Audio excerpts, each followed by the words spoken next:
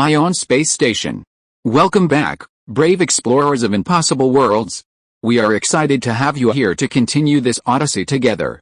Before we continue, everything you'll hear is pure fiction, so please don't try to replicate combat techniques at home. This wonderful story in all its rights belong to its brilliant original author. We are only the messengers of entertainment. Want another dose of adventure? Subscribe to our YouTube channel so you don't miss a single chapter, and if you can't wait, our Patreon has exclusive surprises you'll love. Chapter 276 What is partiality? Alright, since Counselor Zong is asking, I have to give him some face, the man said with a tone that was both cooperative and slightly disdainful. I am the head of a confidential department under the Military and Political Affairs Department. The situation is like this. Yesterday, I and the Huituang Chamber of Commerce reached an agreement in Kyoto, and Mr. Niu Xingwang transferred 70% of the chamber's shares to me. As the largest shareholder of the chamber, I came here today to take over the management of the chamber, but I didn't expect to be blocked here. Moreover, they just injured 2 of my men, the man said. Chairman Niu transferred 70% of the shares to you, Zhong's Hangyu asked with wide eyes, his face full of disbelief. That's right, you can verify with Niu Xingwang, the man nodded. Chairman Dian Shan, is there such a thing? Zhong's Hangyu did not listen to the man's one-sided statement, but turned to Zhang Yuanke, who was sitting not far away, and asked. The man frowned when he saw Zhong's Hangyu's unfriendly attitude. Commander Zhong, absolutely impossible. Zhang Yuanke stood up and replied, what do you know? A mercenary leader. The man glared and pointed at him, scolding. Zhong's Hangyu looked at him, his brows furrowing even deeper. Where did this idiot come from? He's simply embarrassing the Military and Political Affairs Department. He doesn't even know what's going on, yet he dares to come here and shout loudly. The Mercenary Union and the Huituang Chamber of Commerce are at the same level, and this man's attitude is obviously too arrogant. Does Liu Fiang know you're here? Zhong's Hangyu asked the man. Counselor Zhong, Counselor Liu is very busy with work every day. How would he have time to pay attention to such trivial matters? The man said. Oh, trivial matters?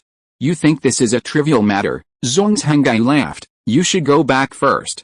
I suggest you report the situation to Liu Fiang after you go back. You can't handle it? Zhong's Hangyu suggested he didn't want to make things too big, so he would try to persuade him to leave if he could. Commander Zhong, you are clearly taking sides.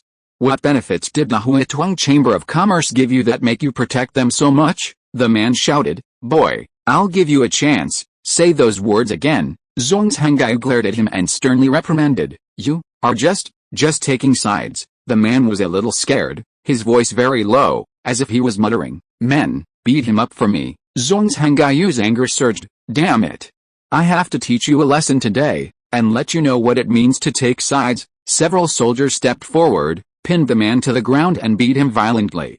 Zhong's Hangyu stood outside the crowd, rolled up his sleeves and shouted loudly. He was really too angry. This kid was completely brainless. He was protecting them, protecting the face of the council. This kid was just a greenhorn, a blockhead, who dared to argue with anyone, arguing with heaven, earth, and air. And he said he was protecting the Huituang Chamber of Commerce?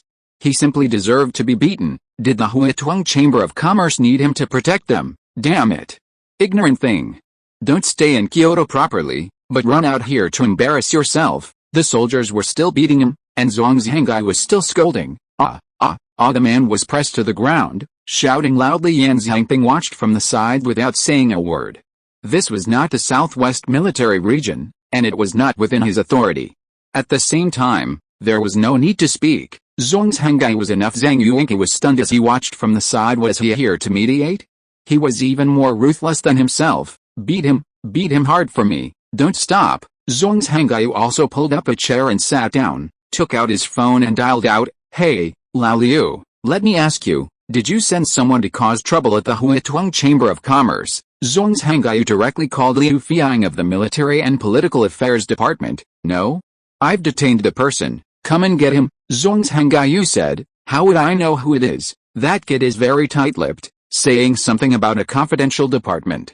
Since it's confidential, I certainly won't ask. Zhong's Hangyu said. Let him answer the phone? He can't. You come over quickly.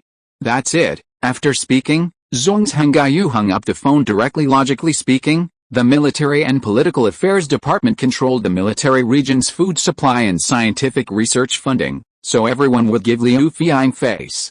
But Zhuang Zhengai was now angry, having been challenged by a kid who hadn't even grown all his hair. How could he tolerate this? He wouldn't be surnamed Zhang if he didn't beat him until even his mother couldn't recognize him. The men brought by the man saw the two counselors sitting here. How dare they step forward to help? They could only watch dryly from the side. Mr. Dongfang, this scene is really lively, Niu Xingwang said, looking at the screen with emotion. Yes. As the council decentralizes power, the ambitions of various places will slowly expand.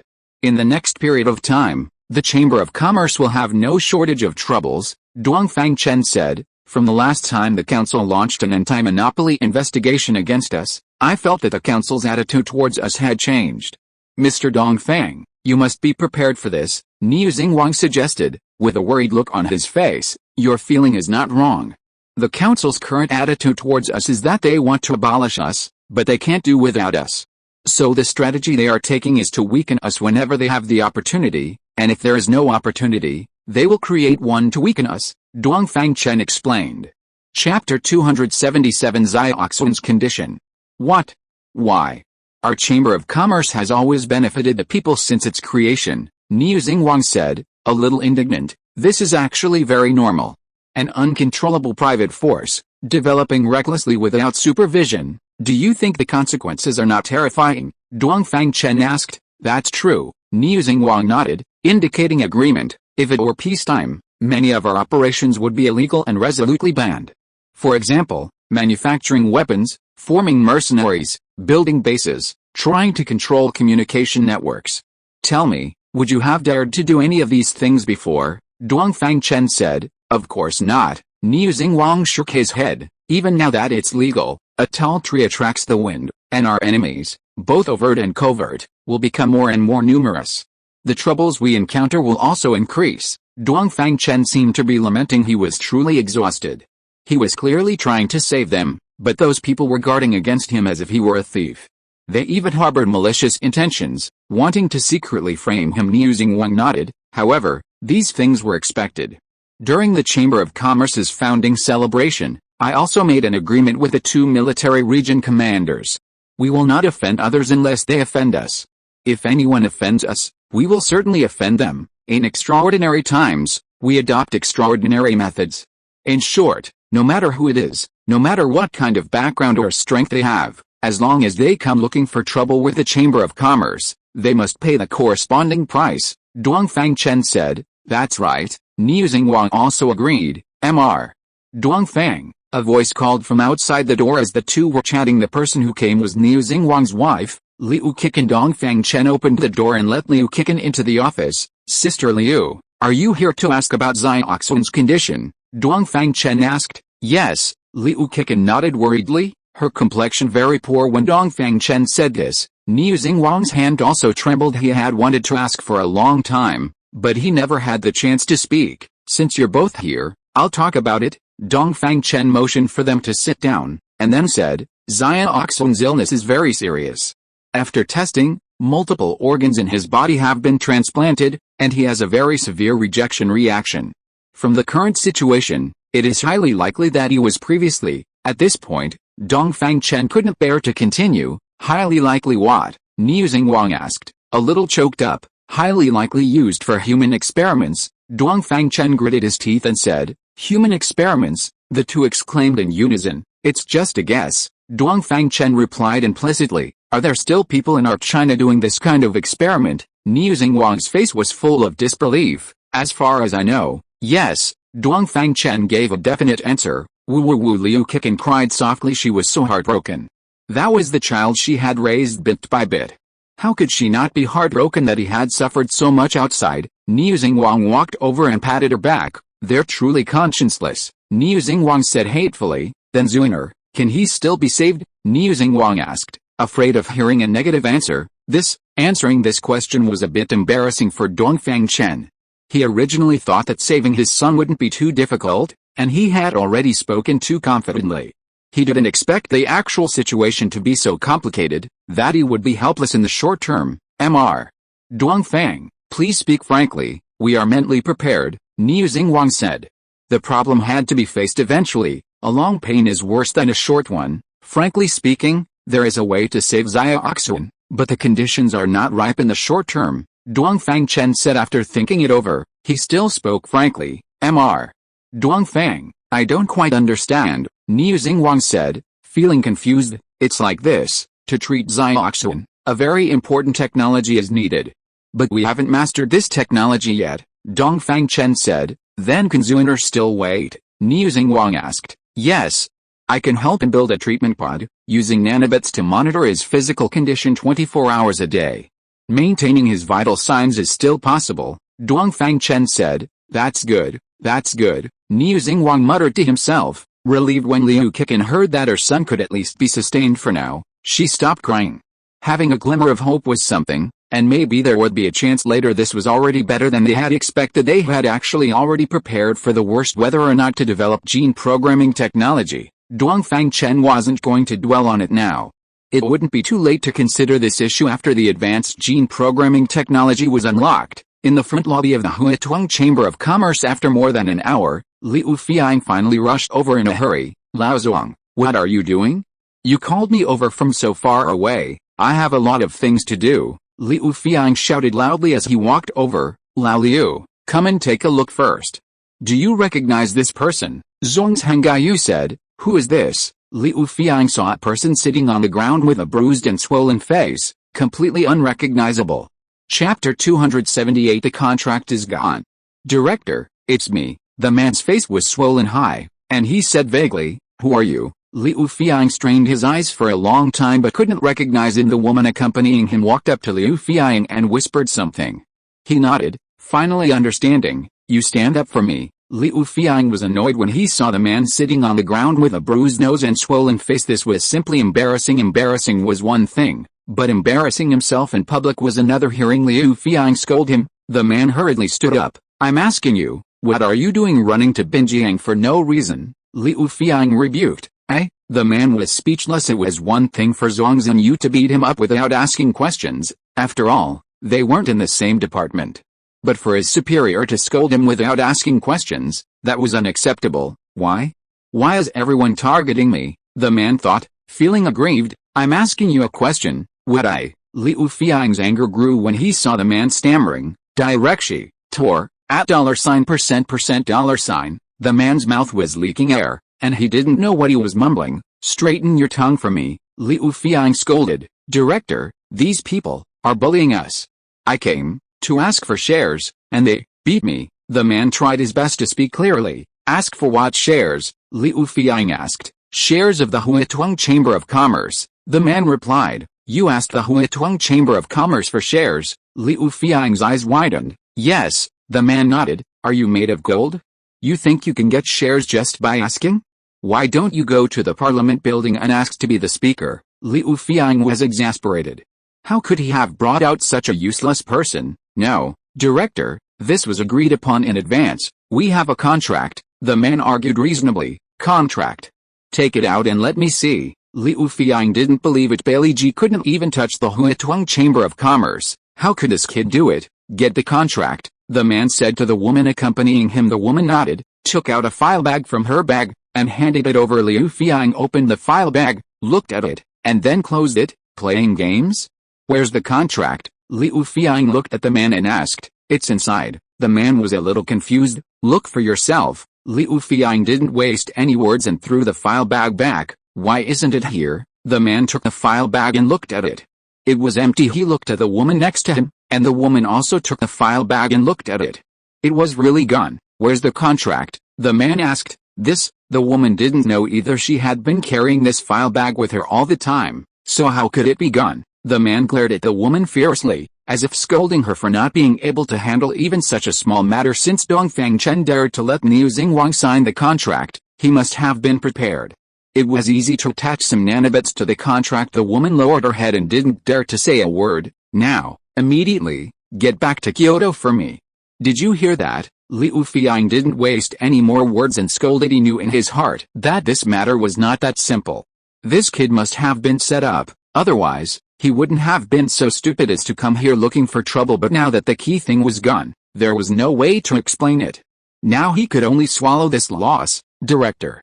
The man was a little unwilling. The cook deck was really about to fly away. Aren't you leaving? Liu Fiang's voice increased by several decibels. Yes, the man had no choice but to leave in a disheartened manner. Old Liu, not that I'm saying your people leading skills are very average. Zongzhen Yu teased. Do I need you to teach me how to lead people? Liu Fiang retorted angrily. Hey, look at you, why are you getting angry? Zongzhen Yu continued to tease. I say, Zong, aren't you going a bit too far? No matter what, he's still a member of my military and political department. You just beat him up. That's not right, is it? Liu Fiang said. Stop twisting the facts here. Don't you know what kind of person your man is? Arrogant and domineering, spouting nonsense. I'm telling you, it's only because of your face, otherwise, I would have beaten him to death. Zongzhen Yu glared back. You know the specific situation in your heart. I'm too lazy to talk nonsense with you. Just a small dispute, and you bring out two Chinese parliamentarians. The Huituang Chamber of Commerce's face is really big, Liu Fiang said blandly. Now it's 3. Zongzhen Yu corrected, including Liu Fiang. Wasn't it 3? Liu Fiang didn't waste any more words and nodded at him. He wasn't a brainless kid. He knew that arguing was useless. Today's timing wasn't right. If he wanted to get back his face, he could only find another opportunity. Since the matter is over, then I'll leave first. These days, I'm calculating the material supplies for your 4 military regions, and it also involves the ammunition issue for your Yangtze River Patrol. It's giving me a headache. Liu Fiang shook his head. He was reminding Zongzhen Yu not to be a hero unnecessarily, as he still held the lifeline of their military region in his hands. Chapter 279, Northern Border Invasion. Old Liu, I'm warning you, if you dare to make an issue out of this, you won't have a good time, Zongzhen Yu said, pointing at him. Make an issue? Make what issue?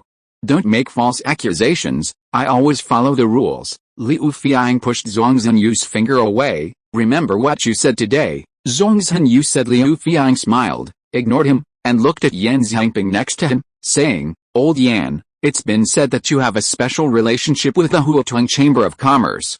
It seems that's true. Liu Fiang smiled. Does that need to be said?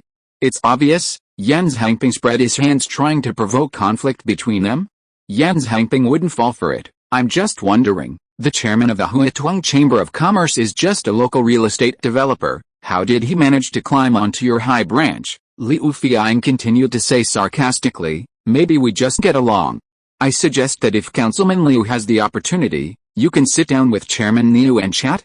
Maybe you'll get along too. Yan Xiangping kicked the ball back. There will definitely be a chance. Liu Fiang nodded nonchalantly. Old Zong, now that the matter has been resolved, let's leave. Yan Xiangping stopped arguing with him. Ding-ling-ling. Just then, Liu Fiang's phone rang immediately after. Zongzhen Yu and Yan Xiangping's phones also rang. The three looked at each other, stopped arguing, and picked up their phones. They had a premonition that something was wrong. The call was from the speaker's office, notifying all council members to go to Kyoto for a meeting. Today is August 18th, 2:30 p.m. Kyoto Parliament Building. Comrades, this morning, the Bayansumu resettlement camp in the Inner Mongolia province was attacked. More than 300,000 people in the resettlement camp were either captured or massacred. Councillor Shunta from the Northwest Military Region will give you a detailed introduction, Bailey G said. Okay. At around 9 o'clock this morning, the Inner Mongolia Military District of the Northwest Military Region reported that Bayansumu was attacked by armed forces, and the person in charge of the resettlement camp requested military support. The Bayansumu area is a small border town in northern China, sparsely populated. According to common sense, there should be no armed forces capable of attacking a city. So I immediately ordered a plane to go for reconnaissance. When the reconnaissance plane arrived, it happened to encounter the fall of the resettlement camp, and a large number of civilians were killed. Judging from the attire of the attackers, they may not be Chinese. Shentu's Hang Heo introduced. Many council members were not familiar with the geographical location of Bayansumu, so Bailey Ji had people bring several maps for everyone to consult. Bayansumu is north of Ulan country, Shentu's Hang Heo added. Are you saying that these people are from Ulan country? Zongzhen Yu asked. Yes, Shentu's Hang Heo replied. Is there any basis for this? Liu Fiang from the military and political department asked. There is a railway in Bayansumu that leads directly to the border city of Ulan country. They came over through that railway. Shentu's Hang Heo explained. Armed attacks are different from zombie attacks. If it is a zombie attack, It is essentially just an ordinary attack incident. There is no need to report it to the council at all. And Shantu's Hanghao would not take any measures at all, but armed attacks are different. There is human subjectivity in it, which is a naked invasion incident. Why does Yulan country dare to invade China? No. They must pay the price. Suo Tunhua slammed the table hard. Suo Tunhua has not yet realized that the 3 resettlement camps in his northeast military region, including the Baishan resettlement camp, were actually jointly invaded by Korea and Dongdao. It's just that they did it more secretly and were not discovered. If he knew that his territory had also been invaded, I wonder what he would think. That's right, I agree. There's nothing to discuss. Chinese territory is inviolable. If they dare to come, they must be prepared to die. Yu Ming from the Public Security Department said, the problem is not that simple. Shantu's Hanghao shook his head. If it were that simple, according to Shantu's Hanghao's temper, he would have directly sent troops to destroy them. After Shantu's Hanghao finished speaking, everyone stopped talking and looked at him. It's not easy for them to break through Bay and Sumu with their manpower alone. According to the reconnaissance soldiers' report, there is also a kind of animal suspected to be northeastern Zocker assisting them. Shantu's Hanghao explained, northeastern Zocker. Suo Tunhua was a little surprised. That's right, Shantu's Hanghao nodded. Suo Tunhua knew this kind of animal, and there were many of them in the northeast. Old Suo, do you know about it? Jens Hangping asked. Of course I know. This northeastern Zocker looks like a mouse and a rabbit. This thing is a vegetarian and is considered clean, so we occasionally catch some to satisfy our cravings, Suo Tunhua explained. Counselor Shentu, what does this northeastern Zocker have to do with the attack? Liu Fiang from the Military and Political Department asked. Why do I say suspected? Because although the appearance is similar, the habits are not similar. They are not vegetarians, and they are very aggressive, Shentu's Hanghao said. Could it be zombie rats? Xiang Yangping from the Civil Affairs Department stopped halfway through, knowing that he had said the wrong thing, and quickly stopped talking. The council members looked at him, but didn't say anything, and no one cared. He coughed a few times awkwardly. Chapter 280 The Controlled Rat Rabbit. Zombie rats are impossible because the attack happened in the morning. How could zombies be active during the day? So, it must be real, living animals. According to the scouts' reports, these pikas are extremely numerous, stretching for kilometers, and they move very quickly.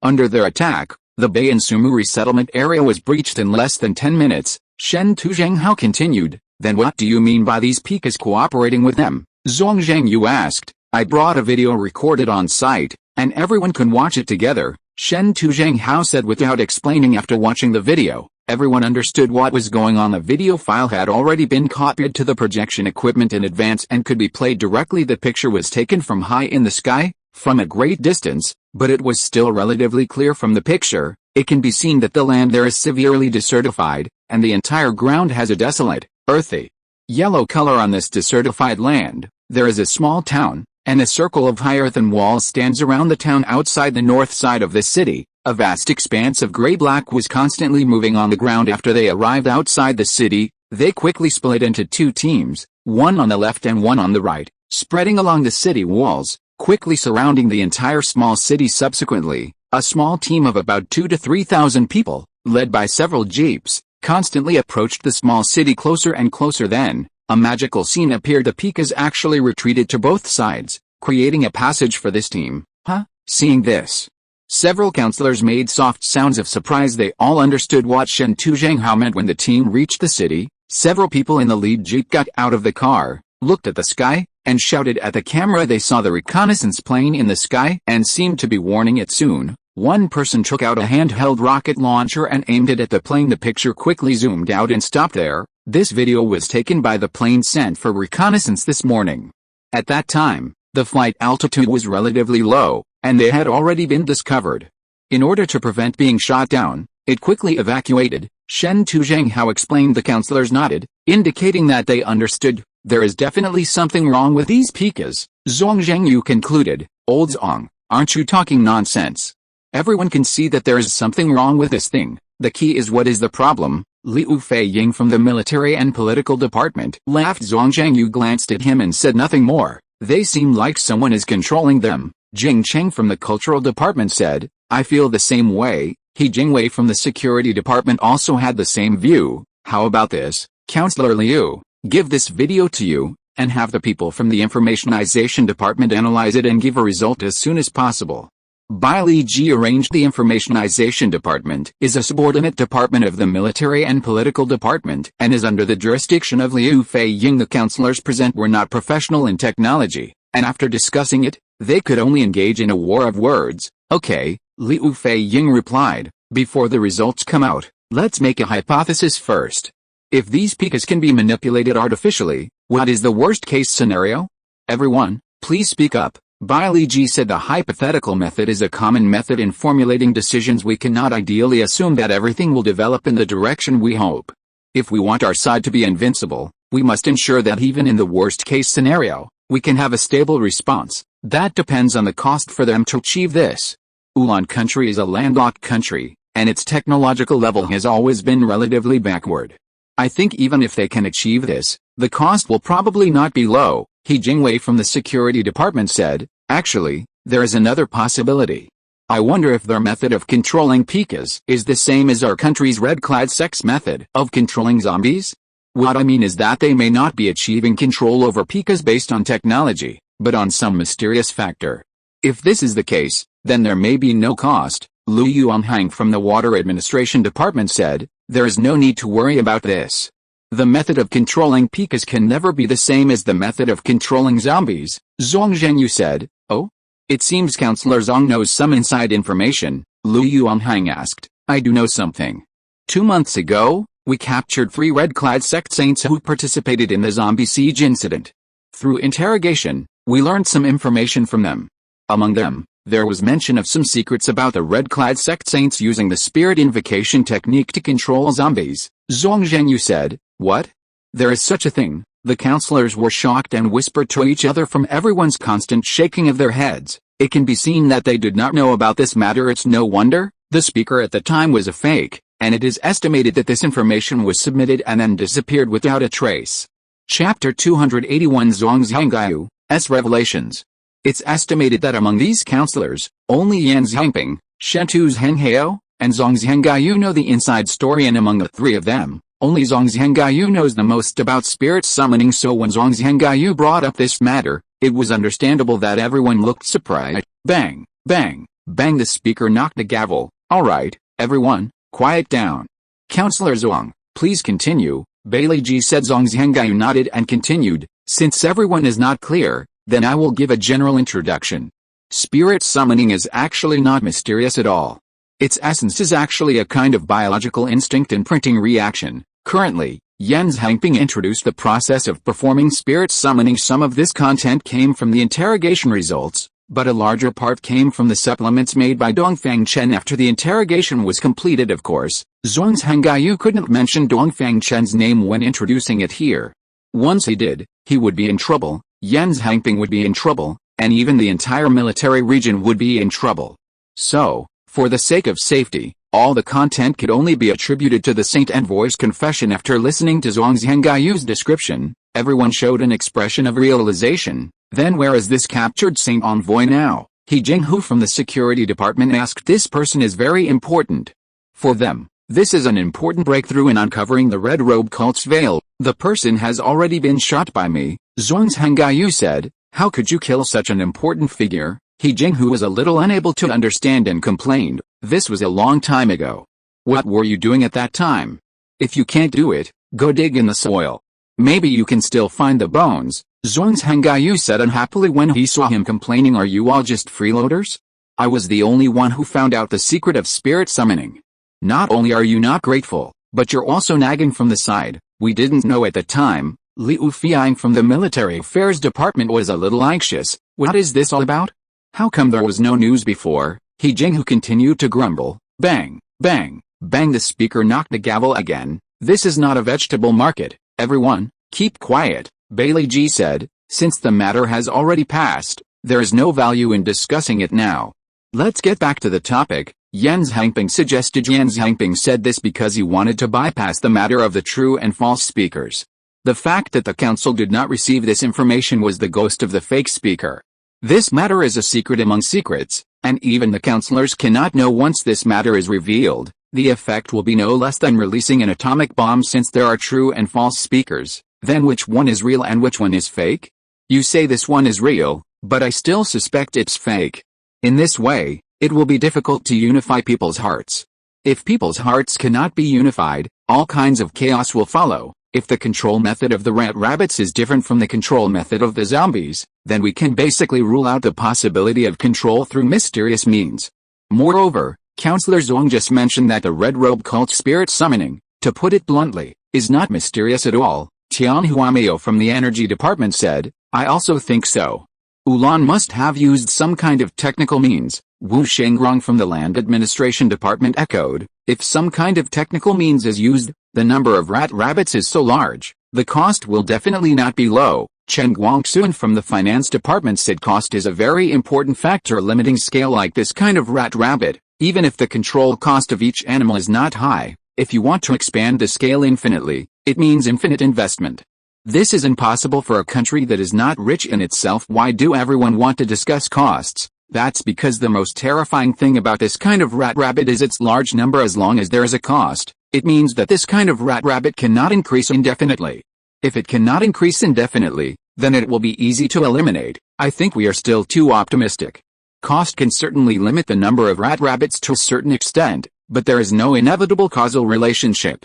What if this incident is supported by other countries or forces behind the scenes? Liu Fiang from the Military Affairs Department said, I think what Counselor Liu said makes sense.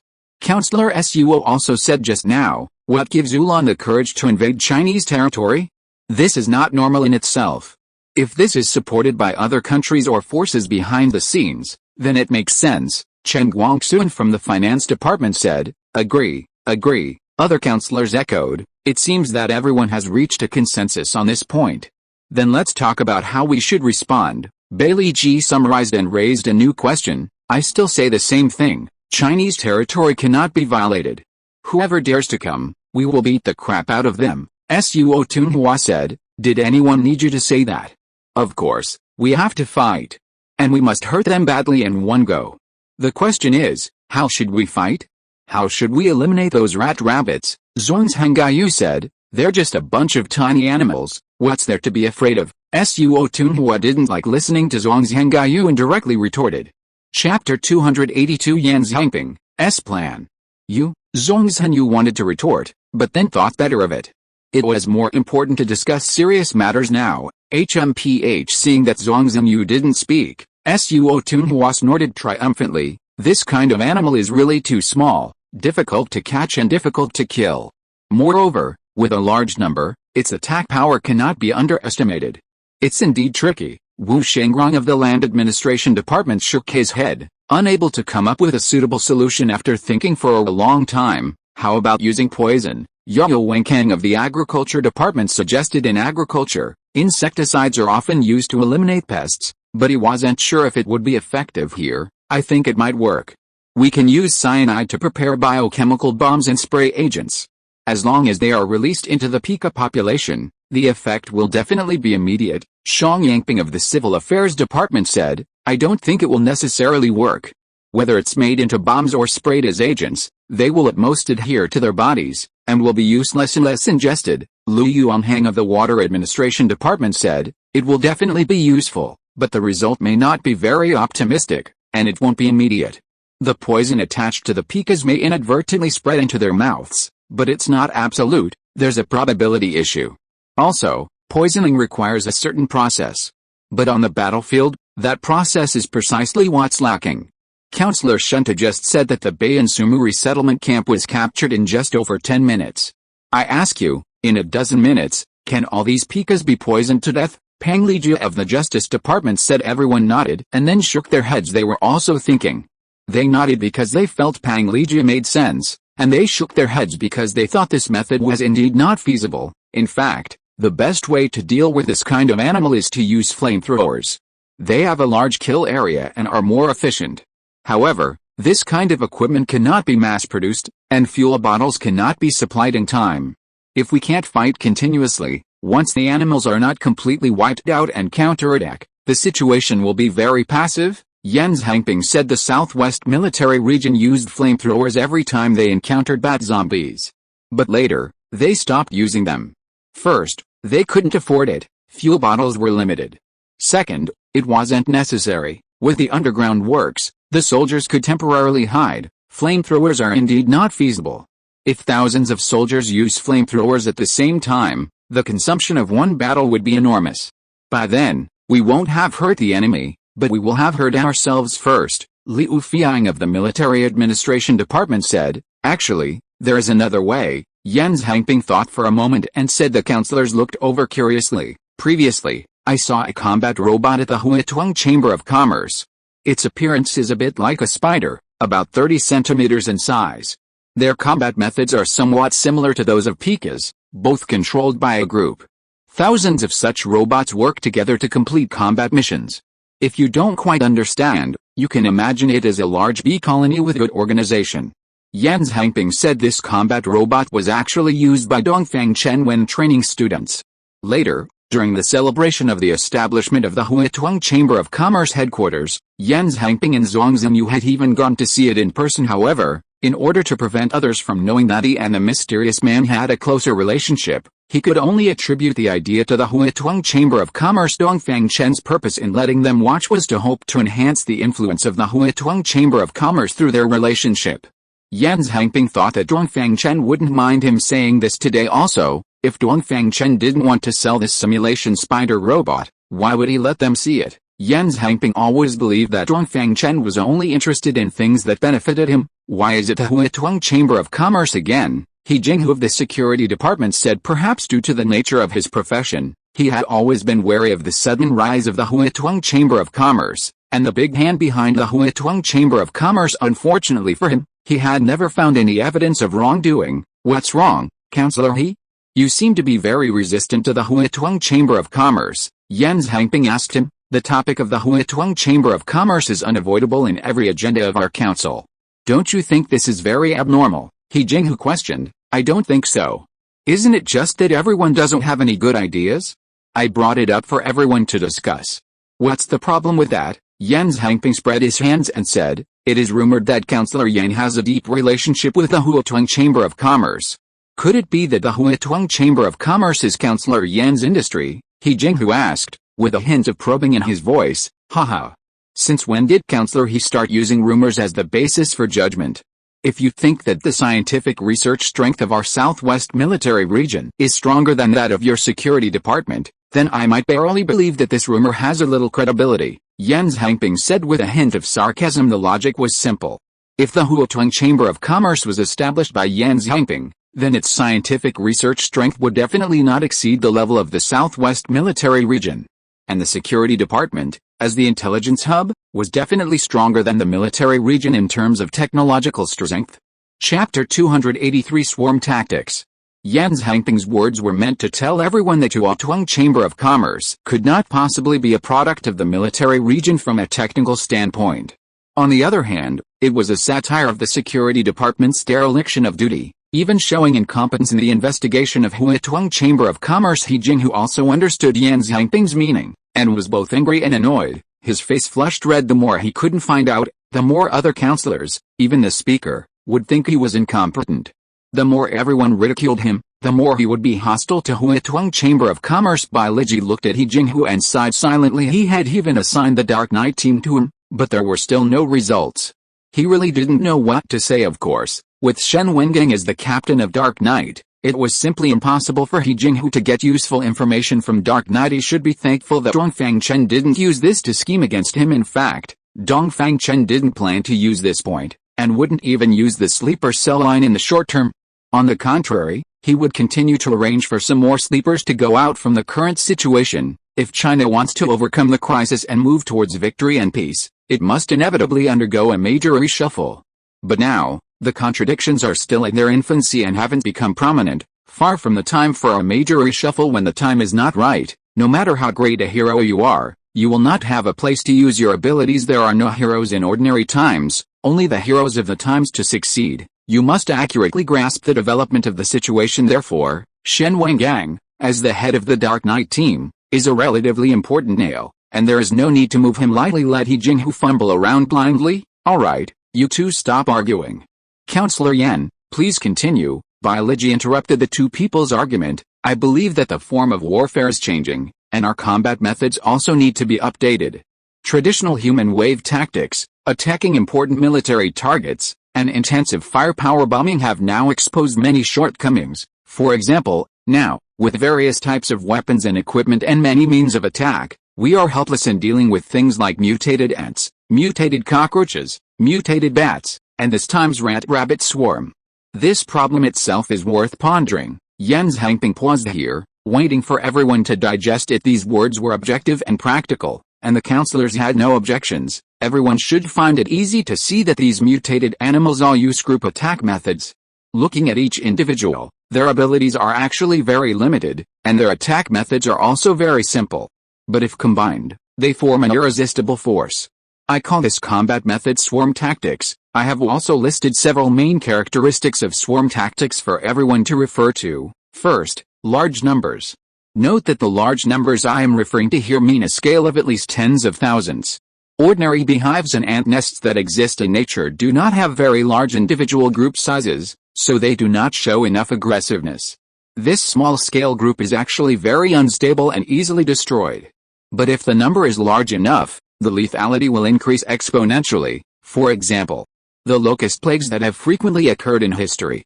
Wherever locusts pass, crops are completely eaten. And if farmers want to eliminate them completely, they often have to set fire to the fields. Another example is the army ants that exist in tropical forests. When their individual numbers are large enough, everything in their path, even elephants, will instantly become skeletons. These examples all show that a large number of simple individuals often produce extremely terrifying destructive power. Second, the existence of a central control unit. Beehives have queen bees, and ant nests have queen ants. They issue simple combat missions to the outside world. All individuals have a clear division of labor and strictly follow instructions to complete their work. It is hard to imagine that they can only transmit simple instructions, but they can achieve efficient cooperation. However, this also has drawbacks. That is, the role of the central control unit is too important. Once this central control unit is destroyed, the entire group will collapse. Third, the functions of a single individual in the group are limited, the size is small, and the intelligence is low.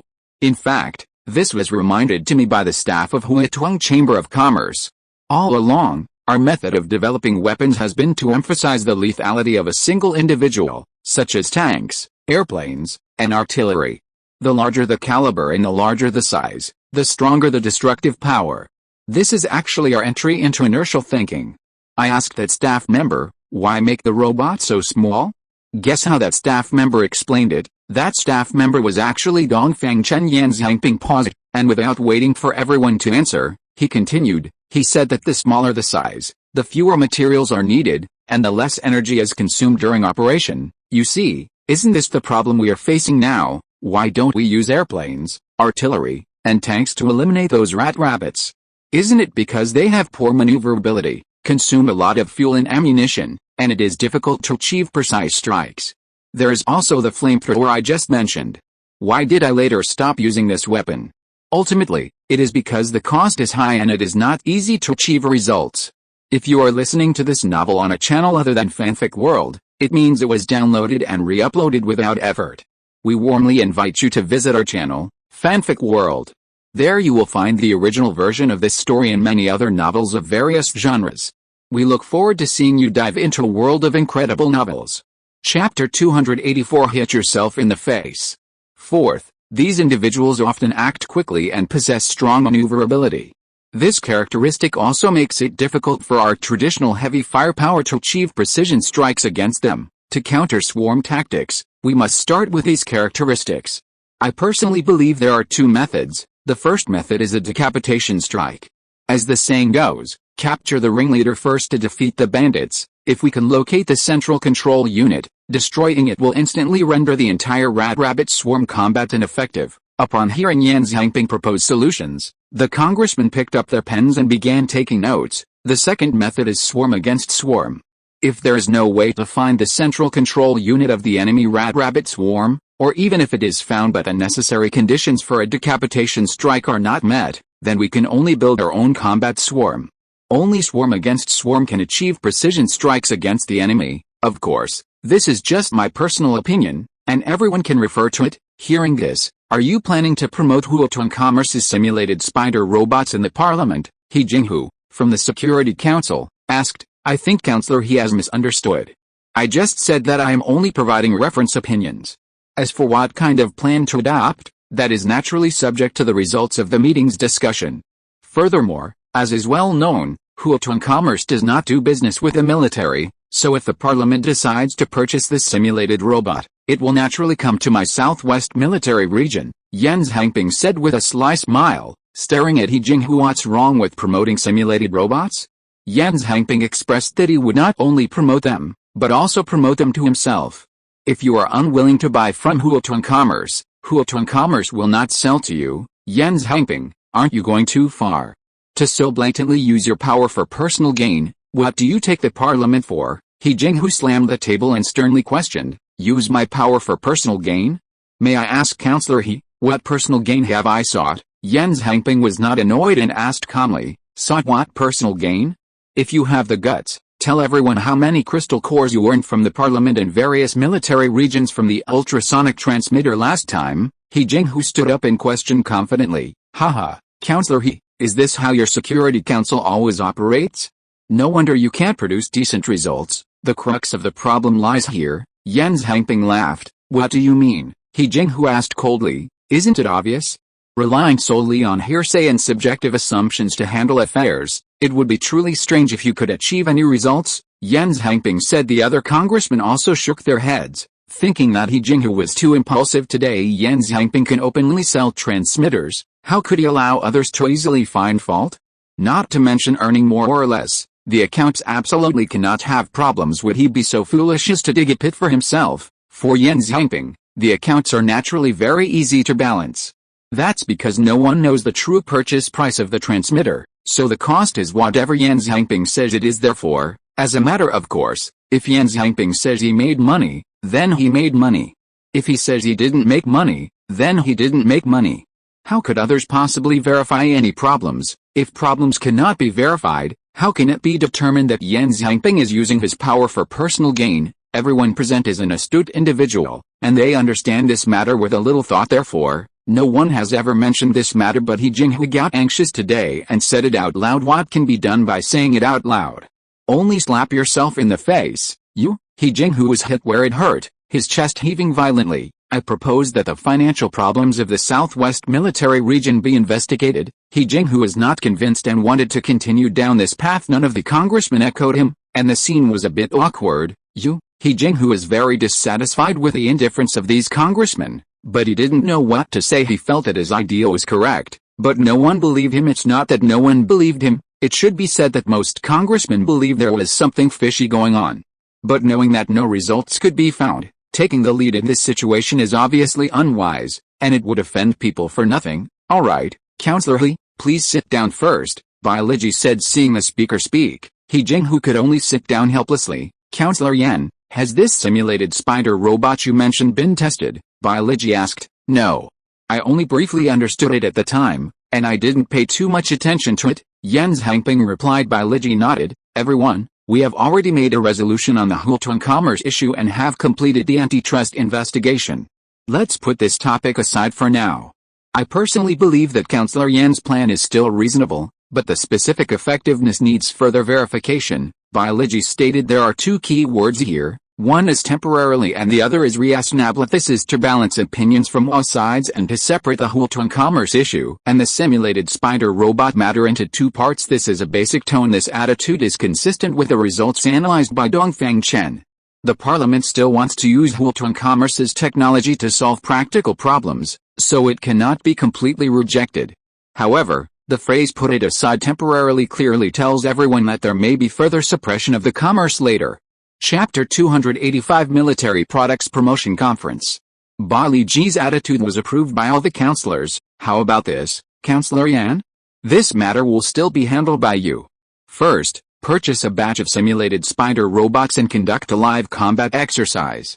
Test your theory through the exercise to see if the swarm-on-swarm tactics can be effective. If the results are significant, then consider equipping the army in batches. Ba Liji said. Okay, then the funding. Yan Zhangping asked. Purchasing a batch of simulated spider robots is not a small expense. To achieve the combat effectiveness of a swarm, at least 10,000 would be needed, right? Although the price of a single simulated spider robot is still unknown, the base number of 10,000 is there, and it certainly won't be a small amount. The council has no money, Bai Liji replied decisively. Councillor Bai Li, are you kidding? This is a large batch of simulated spider robots. Our southwest military region doesn't have this financial capacity, Yan Zhangping said in disbelief. Was this a preparation for freeloading? If the southwest military region doesn't have this financial capacity, then who would? If not, I would have to investigate your unauthorized construction of activity rooms in the military region, which has affected the environment of the military region, Bai Liji said. Yan Zhangping's heart skipped a beat, and he quickly changed the subject. Didn't you just get a 10 million crystal nucleus fine from the Huituang Chamber of Commerce? Yan Zhangping reminded. Councillor Yan, the Huituang Chamber of Commerce is paying this batch of crystal nuclei in installments. The first installment hasn't even been paid yet, Chen Guangxun of the finance department quickly said. He immediately became uneasy when he heard Yan Zhangping was thinking about this batch of crystal nuclei. These crystal nuclei have too many uses, and no one should even think about misusing them. I've never quite understood what the council needs so many crystal nuclei for, Yan Zhangping asked. I understand what you mean. No matter what you say, I will not approve this batch of crystal nuclei. Forget about it, Chen Guangxun said firmly. Yan Zhangping meant that since only the Huituang Chamber of Commerce recycles crystal nuclei, wouldn't the crystal nuclei received by the council have to be sent back to the Huituang Chamber of Commerce? Isn't this redundant? But Chen Guangxun didn't fall for it at all. His understanding of finance was definitely much stronger than Yan Zhangping's. Therefore, it was impossible to fool him in this regard. No, you don't understand. What I mean is that you can actually receive this batch of crystal nuclei in the form of points. In that case, you might be able to recover the fine in one go, Yan Zhangping said. You mean let the Huaguo Finance Department open a membership account at the Huituang Chamber of Commerce? Chen Guangxun asked in disbelief. What's wrong with that? Yan Zhangping asked. I'm afraid that's not appropriate, is it? If we do that, wouldn't the points of the Huituang Chamber of Commerce really become currency? Moreover, the right to issue currency is not in our hands, He Jinghu of the Security Department said. That is indeed a problem. But even if the council gets the crystal nuclei, what's the use if we don't go to the Huituang Chamber of Commerce to exchange them? Yan Zhangping asked. We can purchase, He Jinghu said halfway, then stopped. No matter what angle you look at it from, you can't get around a fundamental problem, which is that these crystal nuclei will ultimately flow to the Huituang Chamber of Commerce. This fact cannot be changed. This is just my personal suggestion. Councillor Chen, please consider whether to adopt it yourself, Yan Zhangping said. I will consider your suggestion, Chen Guangxun of the finance department replied. Councillor Bai Li, the southwest military region actually doesn't have many crystal nuclei. Most of them have already been used to purchase equipment. This is the actual situation, Yan Zhangping said. Is that so? Let me think. Then how about this? In the name of the council, we will hold a military product promotion conference specifically for the Huituang Chamber of Commerce.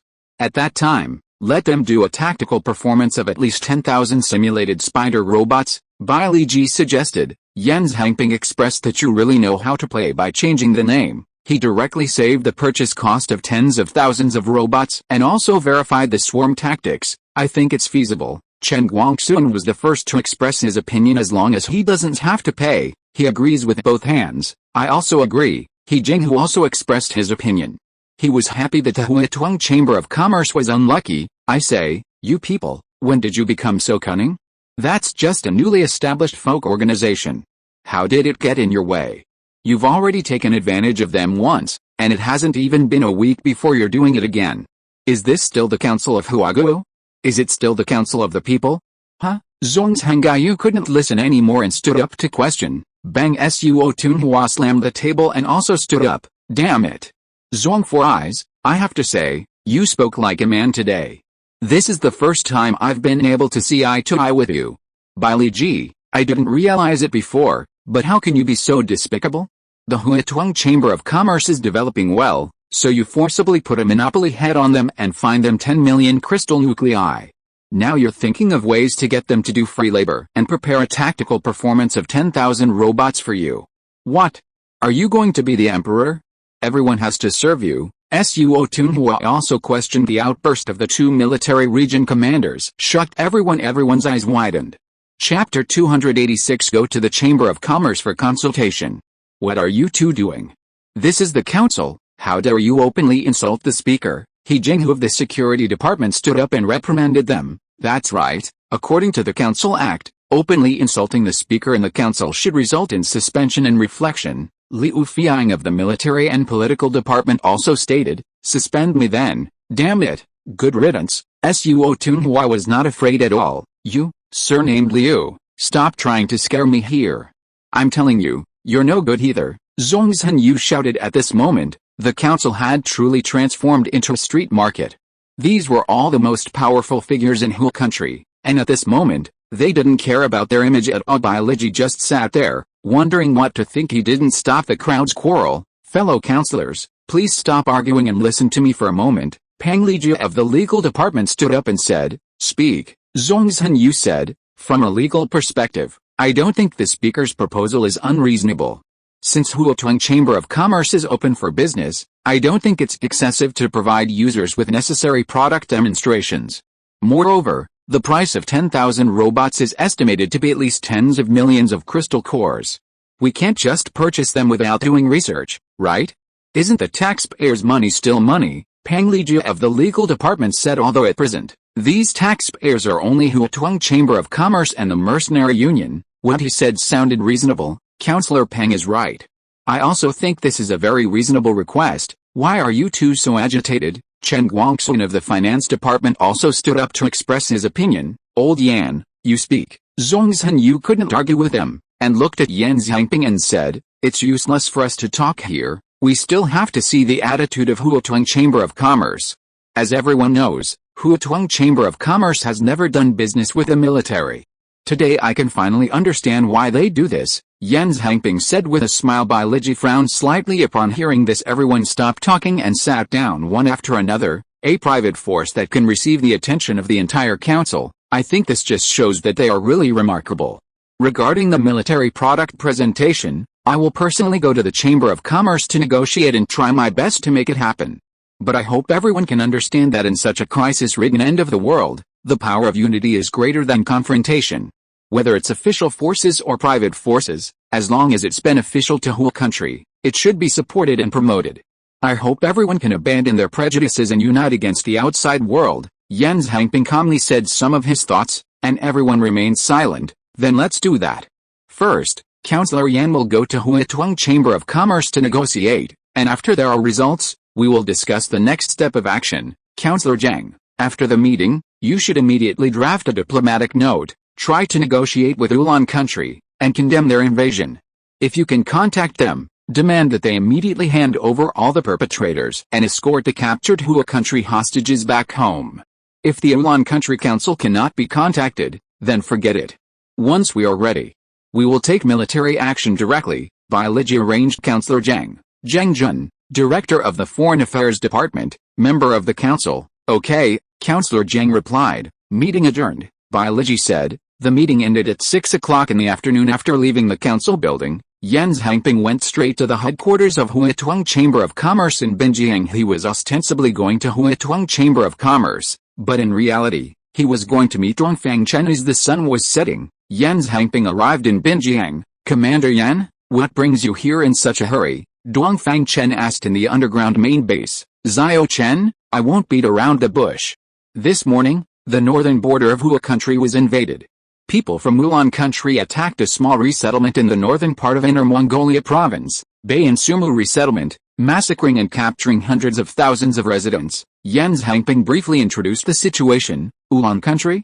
That's unlikely, right? Dongfang Chen also didn't think that a small Ulan country would have such courage. It's indeed unlikely that it's just Ulan country alone. Our analysis is that there may be secret instigation and support from other countries or forces behind this, Yan Xiangping said. Then you came here today. Dongfang Chen still didn't understand the purpose of him discussing this matter. I'll show you a video first. As he spoke, Yan Zhangping handed over a storage device similar to a USB drive. Dongfang Chen took the device and plugged it into the computer. He didn't need to worry about whether the USB drive would be implanted with viruses or Trojans, because Xiaolin would help him solve these problems. Commander, multiple Trojan viruses have been detected in the storage device and have been placed in the quarantine area. Xiaolin sent the message to Dongfang Chen's digital eyes because Yan Zhangping was beside him. Xiaolin wouldn't directly show up. Play the video. Dongfang Chen replied, "Okay, Commander." Xiaolin replied subsequently. The large screen in Dongfang Chen's office lit up, and the video began to play. After seeing the scene of the Pikas making way for the invaders, Dongfang Chen also showed a look of doubt. "I came to you today because of this matter." Yan Zhangping knew that Dongfang Chen had already noticed this detail, and said, Chapter 287 The abacus is too loud. These mutated rat rabbits seem to be controlled by someone. Dongfang Chen said, "What? Do you mean these rat rabbits are also mutated animals?" Yan Zhangping was a little surprised. He thought it was already remarkable that Dongfang Chen could recognize the animal as a rat rabbit at a glance. He didn't expect him to be able to tell that it was a mutated rat rabbit, which was a bit incredible. How does this guy know? Yan Zhangping couldn't figure it out. This young man seemed to know everything. That's right. Dongfang Chen nodded affirmatively. What's the reason? Yan Zhangping wanted to hear his opinion. It's simple. Rat rabbits don't attack humans and are vegetarians. Dongfang Chen replied, "There are many species of rat rabbits. It's a bit arbitrary to draw conclusions based on this alone, isn't it?" This reason didn't convince Yan Zhangping. Actually, whether they are mutated rat rabbits or not is not important. What we should focus on is the destructive power of these animals. Dongfang Chen said, "That's right. I came to you to discuss solutions." Yan Zhangping said, "Has the council not come up with a countermeasure yet?" Dongfang Chen asked. "I proposed two plans at the council, a decapitation strike and the use of swarm tactics." Yan Zhangping didn't hide anything. Very reasonable. Dongfang Chen nodded, expressing his approval. "Then which method do you think is more feasible?" Yan Zhangping wanted to test him. "I think a decapitation strike would be better." Dongfang Chen replied, "Decapitation strike? Why?" Yan Zhangping was a little surprised by this answer. "Simple and efficient." Dongfang Chen replied without hesitation. "Simple." Yan Zhangping didn't understand. "This method should be very difficult, of course. As long as we know the location of the main brain, I believe the military has countless ways to completely destroy it." Dongfang Chen said the main brain that Dongfang Chen mentioned was the central control unit that Yan Zhangping was talking about. The two people used different names, but they were referring to the same thing. "You kid, are you just talking nonsense? If the main brain was so easy to find, would I have come all this way to find you?" Yan Zhangping glanced at him. "Oh? So, according to Commander Yan's meaning, the council's decision is to adopt swarm tactics?" Dongfang Chen asked knowingly. "Alright, kid, stop being glib here.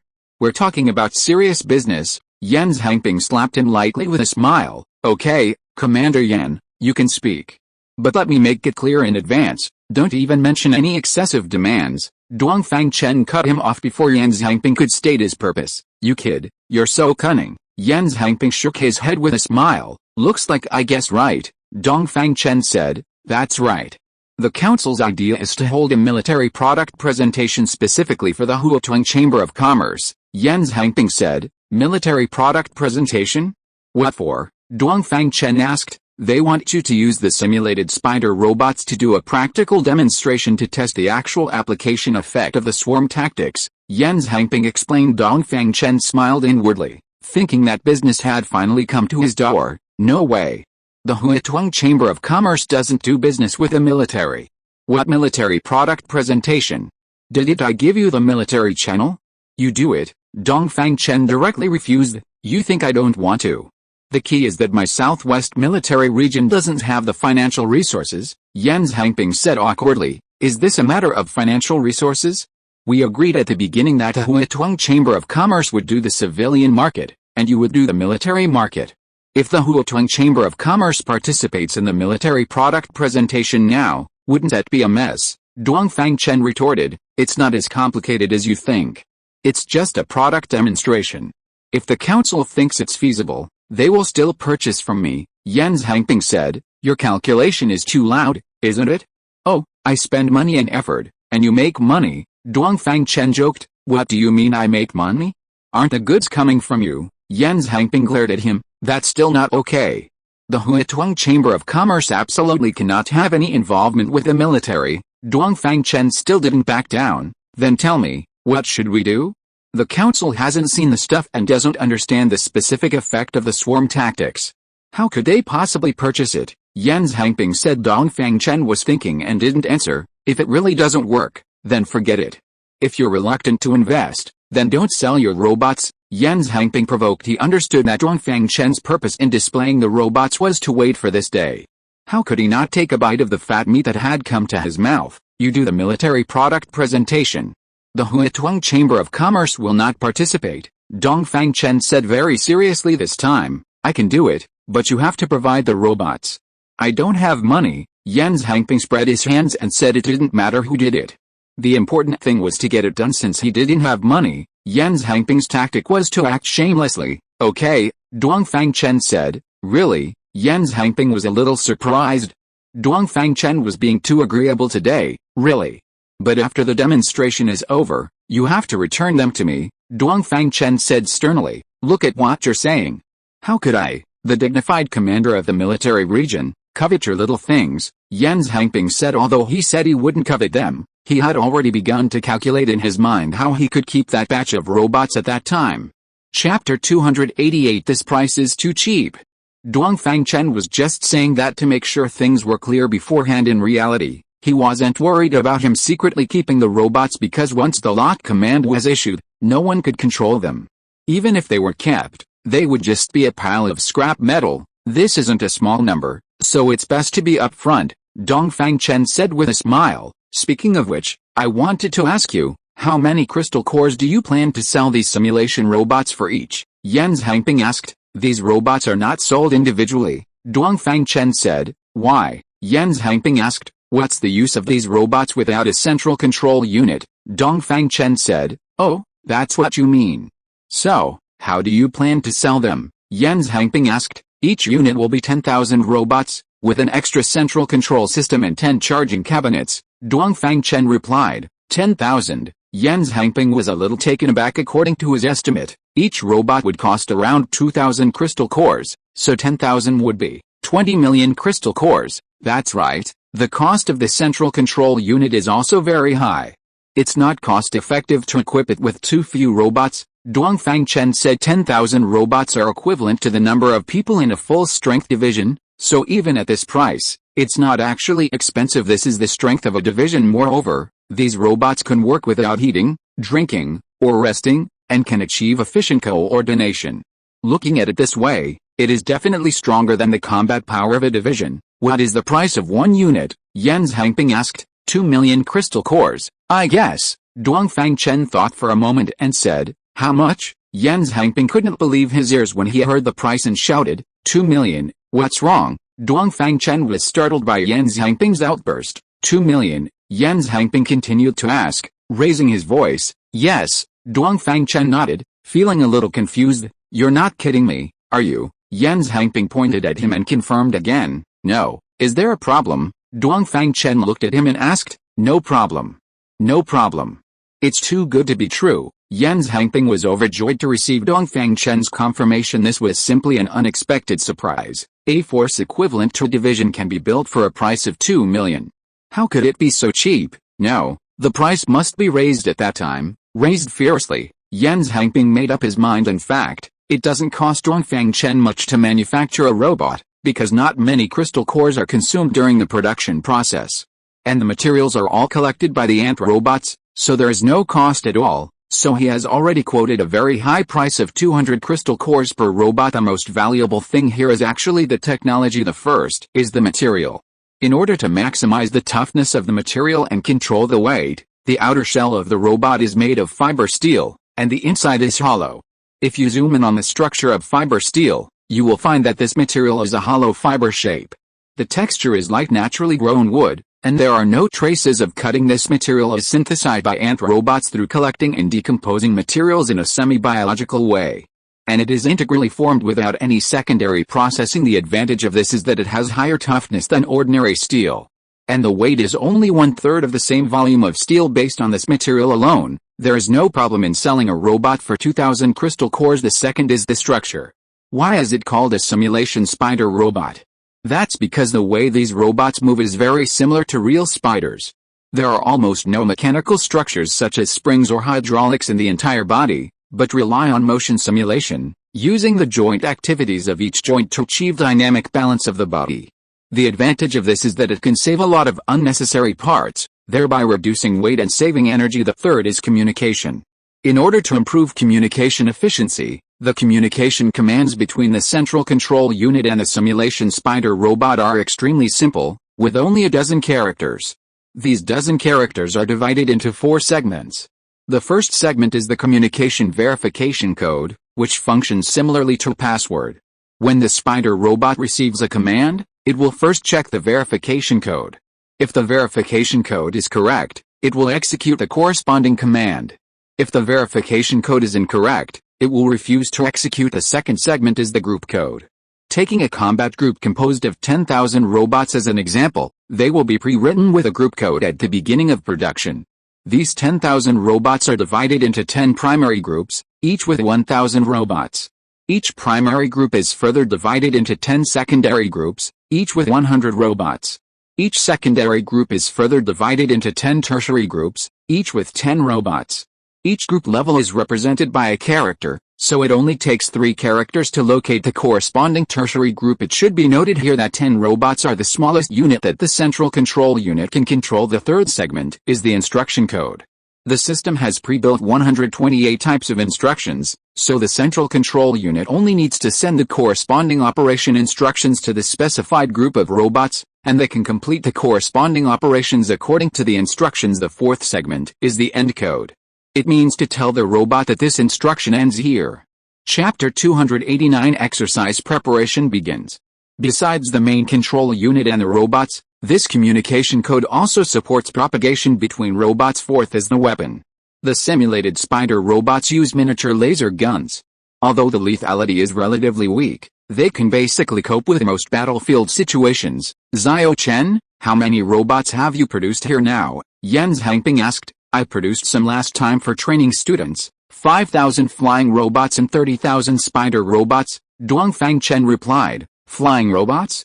You also have flying robots? Jens Hangping asked in surprise. Yes, didn't Rongpo tell you after returning from here? Dongfang Chen asked. Did he? Jens Hangping rolled his eyes and tried hard to recall, but he couldn't remember. Perhaps everyone didn't pay attention to this at the time and it was overlooked. Okay, let's not worry about these things for now. I'm asking you, what is the price of the flying robots? Jens Hangping asked. The same, Dongfang Chen said. Good, good, good, Jens Hangping said excitedly 3 times in a row. Commander Yen, then I'm counting on you for the Military Product Expo, Dongfang Chen said. Don't worry, Jens Hangping patted his chest and said, time was tight. After finalizing the spider robot military exercise with Dongfang Chen, Jens Hangping began to make intensive arrangements for specific matters. He placed a location of the military exercise in Yujing City, because a large army of mutated cockroaches had been detected there at the same time. He also notified Bailey Ji and explained the progress of the consultation. What? The Huatuang Chamber of Commerce actually refused? Bailey Ji was a little angry. I think it's understandable. In fact, the Military Product Expo is completely meaningless to the Huatuang Chamber of Commerce, and it is normal for them not to be interested. However, although Chairman Ni refused to participate in the expo, he is still willing to provide a batch of simulated spider robots to cooperate with the council for the exercise. Jens Hangping fabricated a reason to excuse the Huatuang Chamber of Commerce. That's fine. The purpose of holding a special military product expo for them was for this exercise. As long as the robots are in place, that's good. Since they are unwilling to participate, then we will save ourselves the trouble, Bailey Ji said. That's right, Jens Hangping echoed. Now that we have the robots, when do you plan to start the exercise? Bailey Ji asked. Tomorrow afternoon, Jens Hangping replied. Tomorrow afternoon? Isn't that too hasty? Bailey Ji asked. It's not hasty. Time is tight, and we should act quickly, Jens Hangping said. Okay then, what about the location? Bailey Ji asked. Yujing City. There's a large army of mutated cockroaches here, which we can just eliminate, Jens Hangping said. It seems you are very confident, Bailey Ji said. You will also have confidence when you see this scene, Jens Hangping said. Then that's it. I will notify the other counselors. We expect to arrive in Yujing around noon tomorrow. You should hurry up and prepare, Bailey Ji said. Okay, Jens Hangping replied. The next day, near noon, the counselors collectively took a plane and arrived in Yujing City. Counselor Yan, in my opinion, this Huotuang Chamber of Commerce is simply ungrateful. The council has been so supportive of them, and even specially held this military product expo for them, yet they dare not participate, said Liu Fiang of the Military and Political Affairs Department. I think Councillor Liu has misunderstood. The Huotuang Chamber of Commerce has stated long ago that it does not do business with the military. This time, it is already very good that they can make an exception to provide us with tens of thousands of robots for practical swarm tactics training, Jens Hangping said. Old Yan, don't tell me the Huotuang Chamber of Commerce has nothing to do with you. If the Huotuang Chamber of Commerce has nothing to do with you, how could they be so generous and lend you tens of thousands of simulated robots in one go? Tisk tisk tisk. Tens of thousands of robots, worth at least tens of millions of crystal cores, right? Lending them out as soon as you say so, truly rich and powerful. Wu Shengrong of the Land and Political Affairs Department walked over and exclaimed, Councillor Yan, I went back and carefully considered your proposal yesterday and think it is feasible. Chen Guangxun of the Finance Department also walked over and said, Councillor Chen, you should consider this matter yourself. I still say the same thing, abandon prejudices and unite against outsiders, Jens Hangping said. Chen Guangxun nodded and said nothing more. He only cared about money, and was not very enthusiastic about other things. He didn't take what Jens Hangping said about abandoning prejudices to heart at all. Councillors, please take your seats. The exercise will begin soon, Jens Hangping said. Standing in front of a large screen, the councillors heard this and came to the table and sat down. This was a military tent set up outdoors, and all the councillors were in this tent. In the middle of the tent was a large long table made up of several foldable small tables, and the councillors sat on both sides of the table. Bailey Ji sat at the front on the inside. Everyone, please look, this is the old city of Yujing, located on the south bank of the Yangtze River. Because this area has high humidity, it has gradually gathered a considerable number of mutated cockroaches, Jens Hangping said, pointing to the large screen with a very thin pointer. The green dots on the screen are our simulated robots, a total of 35,000, Jens Hangping said, pointing to the suburbs in the corner of the screen. From the map, it can be seen that these robots are arranged in neat formations and are in a static state, as if waiting for instructions. Chapter 290, The Stubborn Young Expert. These are simulated spider robots, a total of 30,000, Jens Hangping said, pointing to one of the huge formations. These are newly added products, flying robots, a total of 5,000, Jens Hangping said, pointing to another small formation. Before the exercise begins, it's necessary for us to understand the basic characteristics of these two types of robots. Let's start with today's protagonist, the simulated spider robot. As Jens Hangping finished speaking, a three-dimensional projection of the robot appeared on the screen. Everyone, please take a look. This is the simulated spider robot. It has 2 pairs of front legs and 2 pairs of hind legs. In terms of design, it adopts the leg structure of a spider. Each leg is divided into 6 segments, and they are coupled using a joint-like structure, Jens Hangping explained. Being able to say all this shows that he did a lot of homework before the exercise began. The screen had already zoomed in and disassembled one of the legs for easy viewing. This is incredible. There's no motor used at the joints, a man wearing glasses exclaimed. The counselors turned their heads towards the direction of the voice, only to see some people standing at the back of the tent. They were weapons experts from subordinate military-industrial departments brought by the military and political department. The counselors didn't understand mechanical structures very well and didn't think there were any technical difficulties involved. Because this kind of structure is too common, everyone has seen it. Precisely because it's so common, it seems very ordinary, but the weapons experts were different. They doubted whether this structure could drive the spider to walk. In their view, machines need motors and transmissions to move. Besides, without the cooperation of springs or hydraulic shock absorption, these devices would be scrapped as soon as they hit the road. I think this design is very unreasonable and cannot make the spider move at all, a younger expert directly stated his opinion. Comrade, now is not the time to discuss whether the design is reasonable. No matter how much you don't understand, these robots have already been made. What you need now is to learn and understand, not to think about its possibilities. Yan Zhangping frowned and corrected him. I don't believe it. These animations must be fake. I demand to see the real thing. Another white-haired old man stood up, even more stubborn. Counselor Liu, what's going on with these people you brought? Yan Zhangping was a little dissatisfied. All the counselors of the entire council were sitting here. When was it their turn to stand at the back and shout? I think what everyone is saying is right. When doing research, one should question everything and ask more whys. This is an inevitable thing in the process of technological progress, don't you think? Liu Fiang said. Now is meeting time. I hope Counselor Liu can restrain his subordinates and not let them speak freely. Yan Zhangping's face turned cold. Counselor Yan, everyone is here to learn this time. It's a bit much to not allow questions, right? Liu Fiang replied. Counselor Yan, in my opinion, this is a scam. Counselor Yan doesn't allow us to speak freely because he wants to shut us up, the young expert said. What do you mean? Yan Zhangping's face became even colder. He thought Liu Fiang had gone too far this time. What do I mean? Counselor Yan knows in his heart. Before Liu Fiang could answer, the young expert had already answered first. He spoke with a sharp and sarcastic tone. With a mean look on his face, Yan Zhangping's hand clenched the pointer. He really wanted to go up and slap him twice. This young man doesn't understand any rules or propriety, but considering his status, he still refrained from doing so. Are you clear that openly slandering a whole country counselor is also a serious crime? Yan Zhangping asked. Don't scare me. We are doing research now. We have freedom of speech. The man was a little lacking in confidence, but still retorted stubbornly. Oh? What is your profession? Yan Zhangping asked. Structural designer. The man replied proudly. Oh. No wonder you're reacting so strongly. It turns out it's your specialty.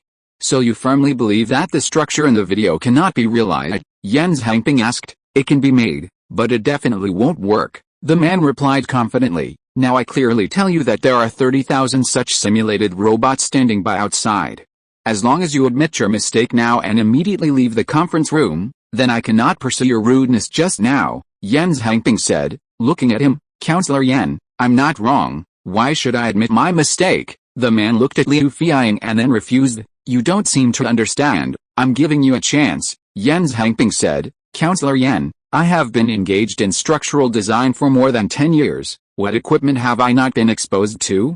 I dare to guarantee that there must be a problem with your structure. The man was very confident. This is also his professional knowledge that gave him strong confidence. Then I ask you, if those simulated spider robots outside are indeed this structure, what should you do? Yan Zhangping asked. Then let's make a bet.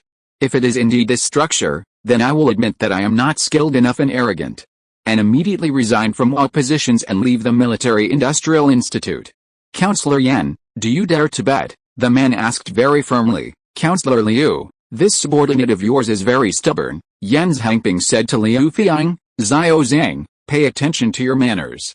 For research, there's no problem with everyone expressing their opinions, but there's no need to make a bet, Liu Fiang hinted to the young expert.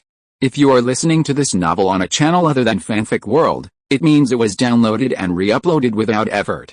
We warmly invite you to visit our channel, Fanfic World. There you will find the original version of this story and many other novels of various genres. We look forward to seeing you dive into a world of incredible novels. Chapter 291, Suspecting Yan Zhangping of Fraud. Xiao Zhang, watch your manners.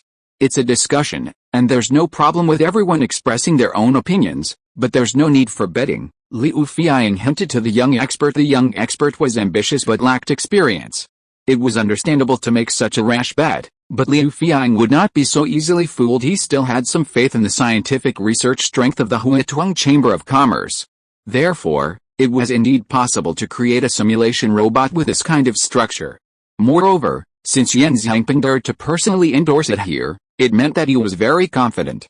Under such circumstances, it was obviously unwise to gamble. Counselor Yan, you haven't said what will happen if you lose, the young expert asked, completely ignoring Liu Fiang's hint. Seeing the young expert's stubbornness, Liu Fiang frowned, his face showing displeasure. What do you want? Yan Zhangping looked at him and asked coldly. Admit that you are fabricating facts and resign from your position as counselor immediately. The young expert stated his conditions. Shut up. Where did this idiot come from? Someone. Get him out of here, Zhong's Hangayu said angrily, standing up. Bang. Good, Liu Fiang, I understand now. You're the one pulling the strings behind this, aren't you? Damn it. Letting a nobody jump out to disgust people, you're really despicable. Suo Tunhua slammed the table and cursed. Suo Tunhua was right. This was indeed disgusting for Yan Xiangping to gamble with an unknown nobody. Even if you won, it would not be glorious. And Bailey Ji sat beside him, not saying a word the whole time, which made this matter a bit intriguing. Yan Xiangping looked at Bailey Ji, who was looking down, flipping through the documents, as if everything around him had nothing to do with him. Did you hear me?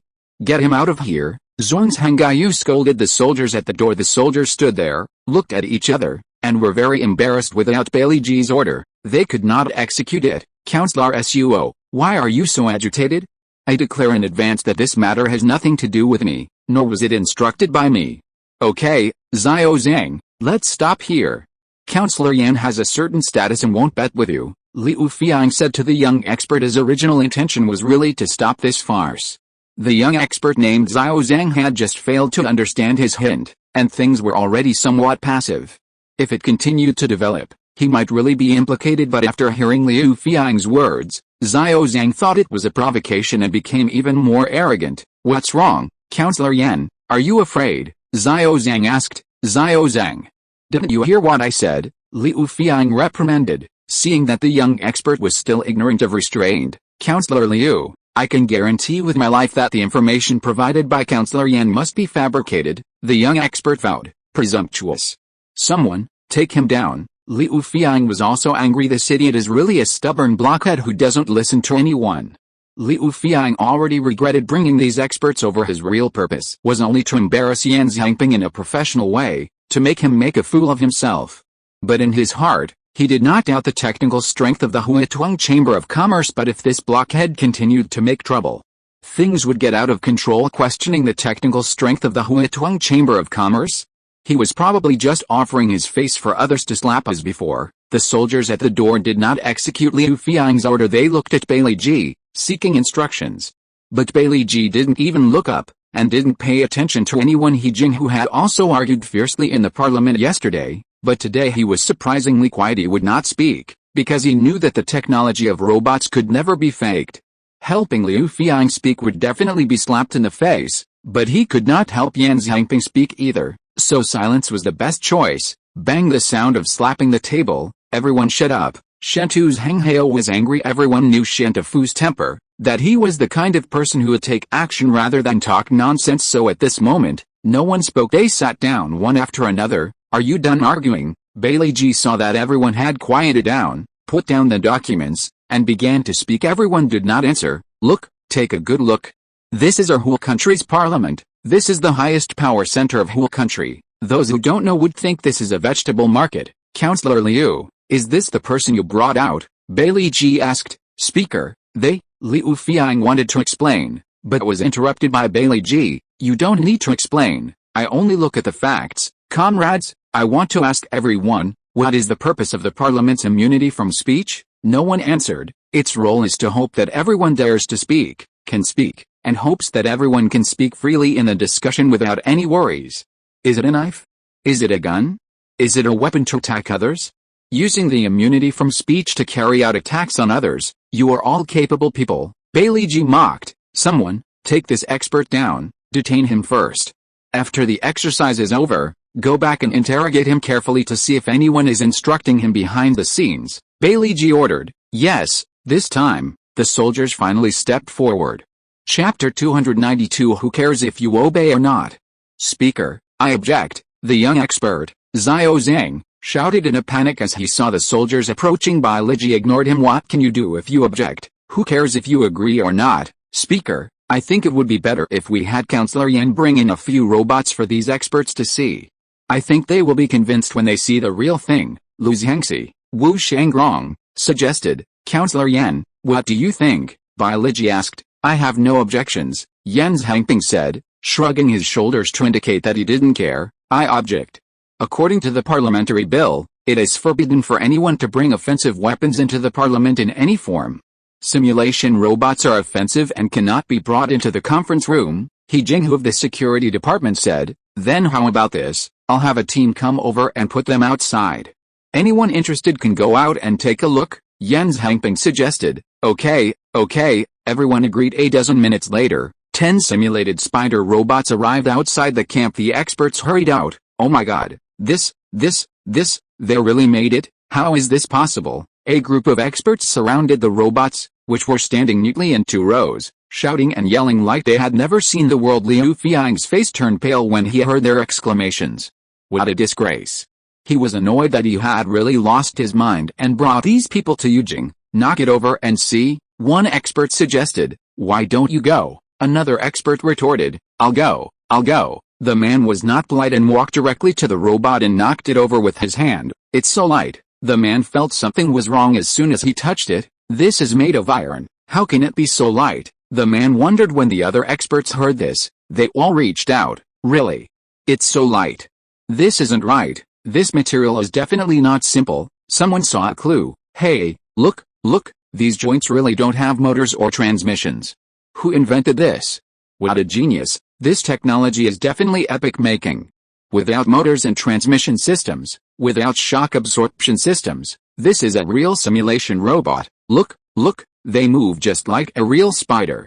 How is this body coordination achieved? Outside the camp, the experts began a lively discussion. The young expert, guarded by 2 soldiers on his left and right, watched all this from a distance. The man's face was pale. He really didn't understand why this kind of thing could be made. How could it be made?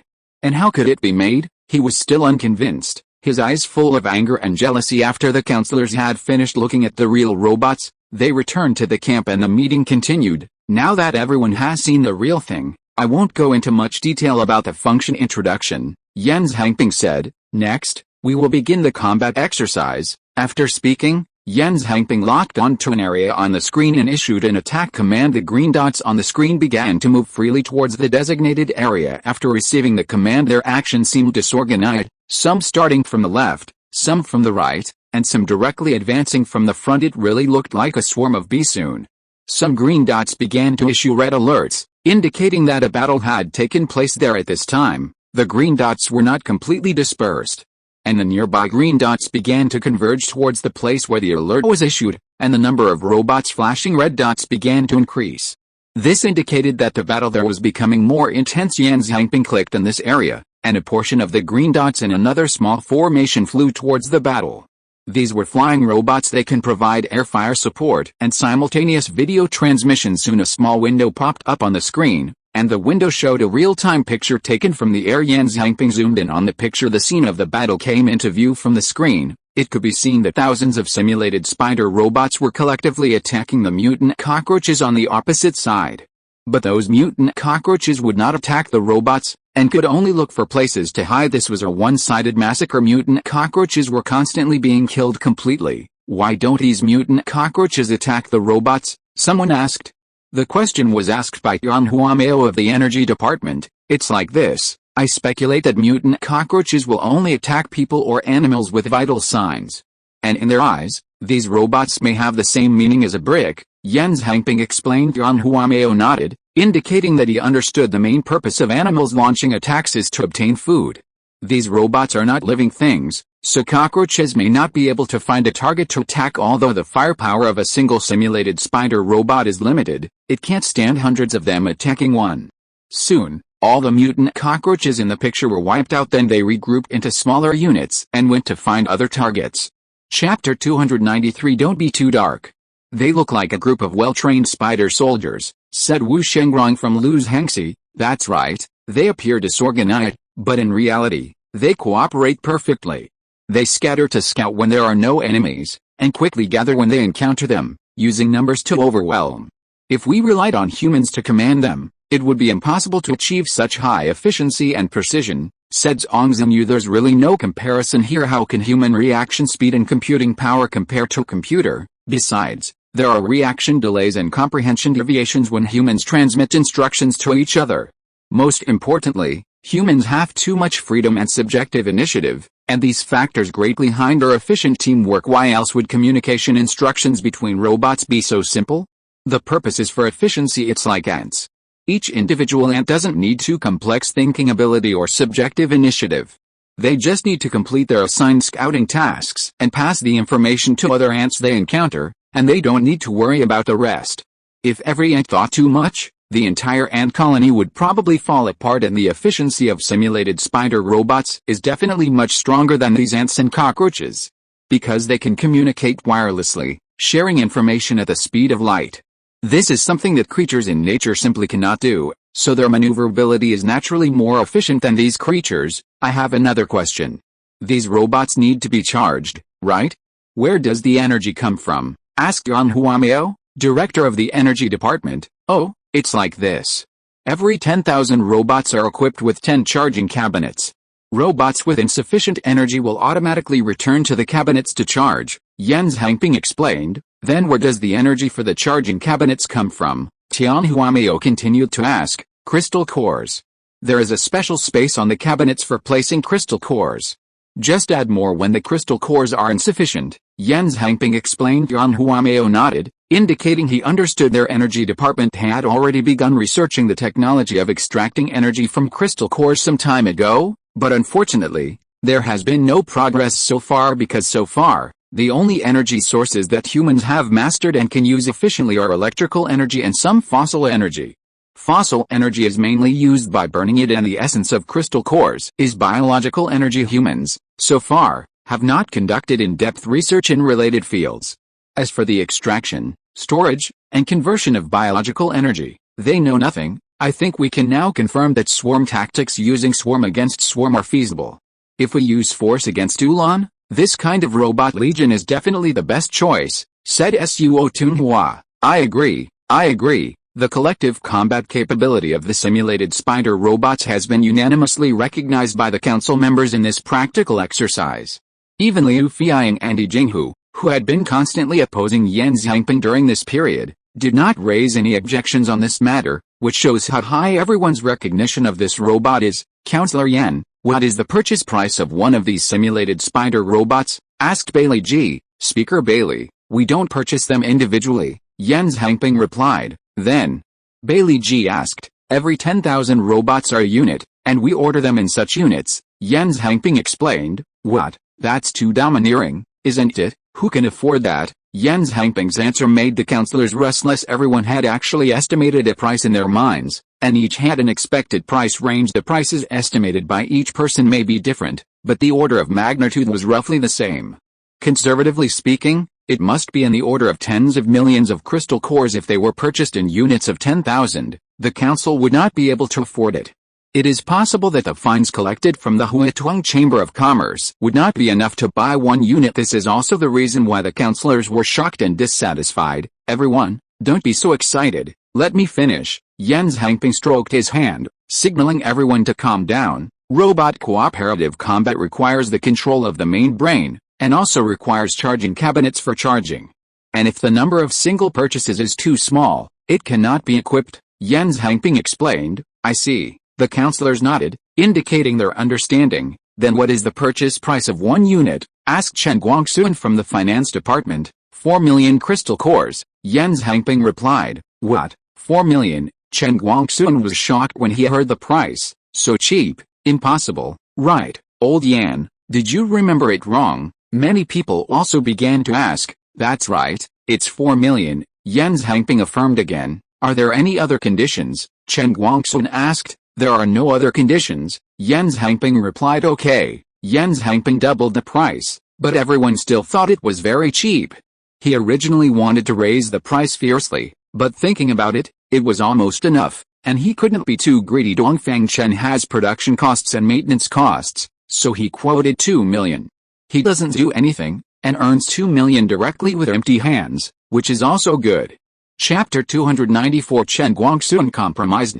The price that Yan Zhangping quoted not only surprised everyone but also made them deeply admire his character. Everyone felt that Yan Zhangping wasn't making any money at this price. The calculation was straightforward. If 10,000 robots cost 4 million crystal cores, then one robot's price would be 400. This didn't even include the free main control unit and charging station. If the cost of the main control unit and charging station were deducted, one robot would only cost a little over 300 crystal cores. Such advanced robots, selling for just over 300 crystal cores each, what profit was there? After expert appraisal, the robot's materials and workmanship were of very high quality, and selling them for 1,000 crystal cores wouldn't be excessive. Now, Selling them for only 400 was a truly conscientious price, damn it. Old Yan, enough said, give me 10,000 units for the southeast military region first. Zhongzhen Yu became agitated upon hearing the price. With this, defending the Yangtze River line would be much easier. What are you doing? Don't forget the problem with Ulan country hasn't been resolved yet. Why is the southeast military region joining in? The northeast military region must get them first, Suo Tunhua said. What do you mean you get them first? Shen Chufu hasn't even spoken yet. Inner Mongolia is the territory of the northwest military region. What does it have to do with you? Zhongzhen Yu retorted. Zhong Four Eyes, I just praised you a few words, and now you're already taking liberties? The northeast military region also has some areas bordering Ulan country. Shouldn't we be prepared? Suo Tunhua shouted. Alright, everyone, stop arguing. Bailey Ji called out. A meeting room instantly quieted down, and the congressmen each sat down. Councillor Yan, what is the price of the flying robots? Bailey Ji asked. Everyone hadn't paid much attention to the flying robots, but their role in the actual combat exercises couldn't be ignored. The price of the flying robots is the same as the simulated spider robots, Yan Zhangping replied. Bailey Ji nodded. Can you allocate these 30,000 plus units you currently have to the northwest military region first? Bailey Ji asked. That's definitely not possible. These robots don't belong to my southwest military region. They were lent to us by Huatong Business Association for demonstration purposes. Yan Zhangping was startled and quickly refused. That's easy to handle. Huatong Business Association still has outstanding fines. We can deduct from that, Bailey Ji said. This, Yan Zhangping didn't know how to answer for a moment. Dongfang Chen's quote was 2 million crystal cores, so 30,000 spider robots plus 5,000 flying robots would total 7 million crystal cores, which would only offset part of the business association's fine, and after the offset, the business association would still need to pay 3 million crystal cores, but his quote was 4 million crystal cores. So the total price of this batch of robots would be 14 million, which would not only completely offset the business association's fine, but the council would also have to pay an additional 4 million. This would make the accounting very troublesome. Moreover, Yan Zhangping had no reason to go through an extra step, which would easily expose the situation. It should be mentioned here that normally, 5,000 flying robots would definitely not be sold separately. But these were pre-produced by Dongfang Chen and already equipped with main control units. So they could be considered a special batch. Speaker, that won't do. Chen Guangxun of the finance department became anxious upon hearing this. He would argue with anyone who tried to touch those funds. Councillor Chen, you should think positively about this matter. The battle is about to begin, and you won't be able to protect your assets sooner or later, Bailey Ji reassured. This, Alice, Chen Guangxun sighed helplessly. The speaker had already spoken, and he knew that saying anything more would be useless. Moreover, there absolutely couldn't be any mistakes in the battle with Ulan country. If a large country couldn't overwhelm a small country in one fell swoop, it would cause those who were closely watching China's movements to have unwanted thoughts.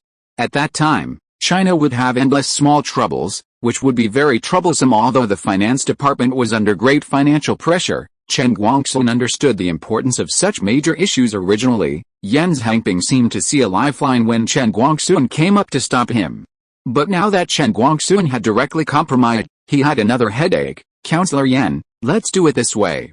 You contact Huatong Business Association and tell them that the council has purchased this batch of robots. Have them arrange an accountant to coordinate with Councillor Chen, Bailey Ji said. I'm afraid that won't work. Yesterday, Chairman Liu of the Business Association specifically emphasized that the Business Association doesn't do business with the military. They won't agree to sell this batch of robots to us. Yan Zhangping stopped him. Rules are dead, people are alive. Besides, this batch of goods is being purchased in the name of the council, and doesn't involve the military, Bailey Ji said. This, Yan Zhangping couldn't think of a better reason to refuse for the moment. Old Yan, you tell them that according to China's wartime military regulations, the military originally had the right to requisition their weapons production lines. You understand what I mean, right? Bailey Ji looked at Yan Zhangping and said unquestioningly, alright. Seeing that Bailey Ji had said this much, Yan Zhangping knew that there was no room for maneuver and could only bite the bullet and agree. He wasn't worried about other issues, only the accounting, which would be a bit difficult to handle. It wasn't safe to talk about this matter on the phone, so Yan Zhangping had to get on a plane and head to Binjiang. Chapter 295. You, re-tricking me, brat? Yujing City wasn't far from Binjiang, with takeoff and landing. The flight was only about half an hour. Commander Yan, you're as greedy as ever. You double the price as soon as you get your hands on something worth 2 million. You're really making a killing. Dongfang Chen laughed after hearing Yan Zhangping's description. Don't stand there talking idly. Hurry up and think of a solution. How are we going to handle this? Yan Zhangping retorted. What does this have to do with me? I explicitly stated that the Chamber of Commerce doesn't do business with the military. You're the one who got yourself into this mess step by step. Figure it out yourself, Dongfang Chen said, unmoved. The chairman reminded us that, according to wartime military regulations, the council has the power to requisition Huituang Chamber of Commerce's weapon production lines. Didn't you catch that? It's a reminder, but also a warning. Yan Zhangping said this regulation was actually reasonable. National security trumps everything. When national interests are threatened, any organization or individual should make way for it. However, in Dongfang Chen's view, this precedent couldn't be set. If it were, there would be endless trouble down the line. As the old saying goes, once is never enough, twice is a habit, and 3 times is a tradition. Saw that once couldn't happen, but a chairman had already made his position clear. There was no room for negotiation on this matter. The Huituang Chamber of Commerce had a special role to play, serving all the settlements. Falling out with the council would be very unwise. Adding to that, Yan Zhangping had inflated a price, making the matter even more difficult to resolve. The Chamber of Commerce couldn't agree to this deal anymore because Dongfang Chen couldn't do business with the council at a false price. So, the problem now was that the Chamber of Commerce couldn't agree to the deal. Commander Yan, you've really given me a tough problem, Dongfang Chen said with a complaining smile. Stop pretending. I know you too well. Tell me, how are you going to solve it? I don't believe you don't have a solution. Yan Zhangping glanced at him. He knew that Dongfang Chen must have already thought of a solution when he lent this equipment in the name of the Huituang Chamber of Commerce. He even suspected that Dongfang Chen was doing it on purpose. As for why, he hadn't figured it out yet, but he could tell from Dongfang Chen's expression that this was definitely not unexpected. Otherwise, given Dongfang Chen's personality, he would have already lost his temper with him. Commander Yan, you're really counting on me, Dongfang Chen said, shaking his head and smiling. All right, the situation is urgent. The council is discussing using force against Yulan. Stop beating around the bush and tell me quickly, Yan Zhangping urged. The Huituang Chamber of Commerce cannot trade with the council. This door cannot be opened. Once it is, people will keep coming to the Chamber of Commerce for trouble. Although no one can do anything to the Chamber of Commerce, I really hate trouble, Dongfang Chen said. Then what do you want to do? Yan Zhangping asked. Then Commander Yan will have to suffer some grievances, Dongfang Chen said with a smile. The smile looked a bit cunning, and Yan Zhangping couldn't help but feel a chill down his spine. What do you want to do? Yan Zhangping asked. I plan to give you this batch of goods, Dongfang Chen said with a smile. Give it to me? Yan Zhangping didn't understand. That's right, give it to you. But you still have to pay for the goods. The total price of these robots is 7 million crystal cores, but I'll only charge you 6 million. The remaining 1 million is compensation for you, Dongfang Chen said. Wait. I don't understand. Are you planning to sell the goods to me? Yan Zhangping asked. Strictly speaking, it can't be considered a sale, just a gift, Dongfang Chen said. Yan Zhangping was stunned. What did this mean? He didn't understand at all. But isn't that like taking off your pants to fart, doing something completely unnecessary? Even if you give it to me, the Huituang Chamber of Commerce is still doing business with the military on the surface, right? What's the difference between that and selling it directly to the council? Yan Zhangping asked. No, you don't understand what I mean. What I mean is that the Huituang Chamber of Commerce never did business with you. Dongfang Chen shook his head, looking at him with a smile. There was that cunning smile again, and never. Yan Zhangping couldn't figure it out no matter how hard he tried. What did Dongfang Chen's words mean? He could understand every word clearly, but when they were put together, it was really confusing. All right, Commander Yan, you'll understand everything when you return to Yujing, Dongfang Chen said. No, you have to explain it to me now. Otherwise, I won't go back. Yan Zhangping didn't believe his words. Go back without understanding? That wasn't his style. All right, Commander Yan, I can tell you. But I'm warning you in advance, don't get angry, Dongfang Chen said, pointing at him seriously. Just say it, Yan Zhangping urged anxiously. Chairman Ni has already gone to Yujing, Dongfang Chen said. What is he going to Yujing for? Yan Zhangping asked. He's going to find you, Dongfang Chen said with a smile, showing that cunning smile again. He's going to find. Damn it. You little brat, you're scheming against me. Yan Hangping suddenly realized that he might have been tricked and cursed with wide eyes. Chapter 296, Reluctantly Being a Good Person. He went to find. Damn it. You little bastard, you set me up. Yan Hangping cursed, his eyes wide. Commander Yan, you can't blame me for this. You're the one who gave me this difficult problem, Dongfang Chen said, spreading his hands. If Niu Xingwang went to Yujing, Yan Hangping's situation would be very awkward. He had repeatedly said that he came to Binjiang to discuss matters with the Huatuang Chamber of Commerce, but now Chairman Niu had run off to Yujing. Then, may I ask, who did Yan Hangping come to see? If the council members were to meet Niu Xingwang, they would inevitably suspect Yan Hangping's whereabouts. Suspecting his whereabouts would lead to suspicion of his motives. Now, he couldn't clear his name even if he jumped into the Yellow River. What exactly are you trying to do with all this fuss? Yan Hangping was a little restless. Of course, it's to solve your problem, Dongfang Chen said, feigning ignorance. Spare me that crap, nobody believes that. Yan Hangping waved his hand, not believing him at all. See? You asked me. I told you, but you don't believe me, Dongfang Chen said helplessly. If you didn't want the Huatuang Chamber of Commerce involved, you could have just allocated the robots to my southwest military region from the start. Why did you have to lend this equipment in the name of the Huatuang Chamber of Commerce, and then pull the rug out from under me? Are you playing games with me? Yan Hangping couldn't calm down, feeling that Dongfang Chen was just making a mess of things, making a mess of his old bones. Hey! Commander Yan, you can't say it like that. Yesterday, when I suggested you conduct a live fire exercise, you cried poor and refused. Don't think I can't see through your little plan. Aren't you just worried that the council will fleece you, demanding that you hand over this equipment in the name of national interest? That's why you came to me, asking me to hold some kind of military product expo in the name of the Chamber of Commerce. You dug this pit yourself, so you can't blame anyone else, Dongfang Chen said bluntly. Well. No wonder you agreed so readily back then.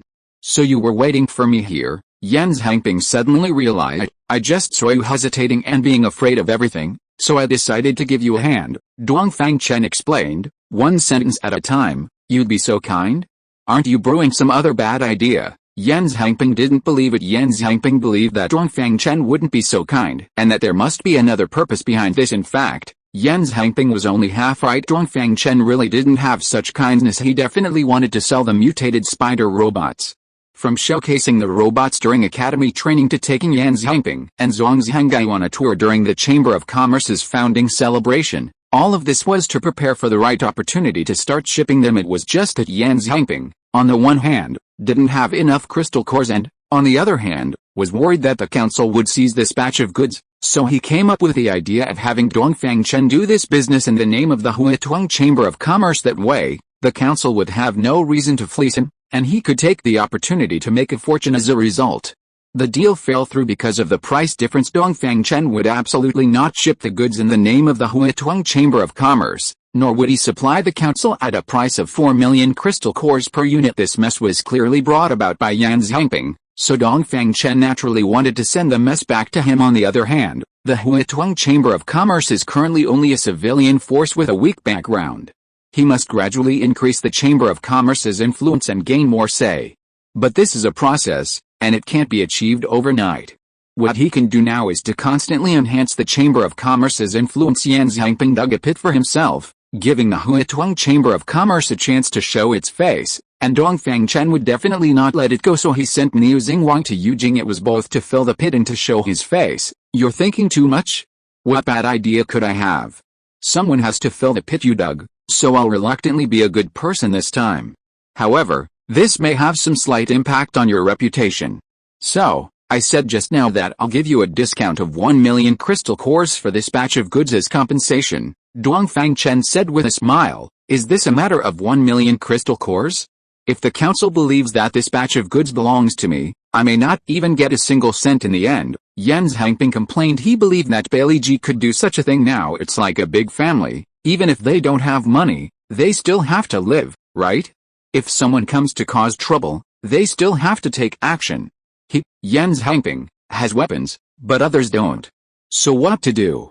Who else to fleece if not him? Can't let everyone fight the enemy empty-handed. Right, Yan Zhangping is a soldier, and he is very clear that a war with Yulan country is inevitable. If you have the conditions, you have to go. If you don't have the conditions, you have to create the conditions to go. He is also very clear that Bailey Ji will get his hands on this batch of robots, no matter whose goods they are. Even if he has to steal them, he will steal them. Commander Yan, you need to have a long-term vision. If the council takes your goods, they may not pay you for a while, but can they never pay you? Even if they don't pay, so what? You can raise the price a little, and won't you have everything? Dongfang Chen said with a smile. That's still not good. Several million crystal cores. How long will it take me to get them? Yan Zhangping looked a bit like a miser at this time. Well, if you really don't want to, it's easy to solve. It just depends on how tough your head is, Dongfang Chen said. Looking at him, Dongfang Chen meant that if you can withstand the pressure from the council and just not give them the goods, then you're really capable. Chapter 297. The topic is finally opened.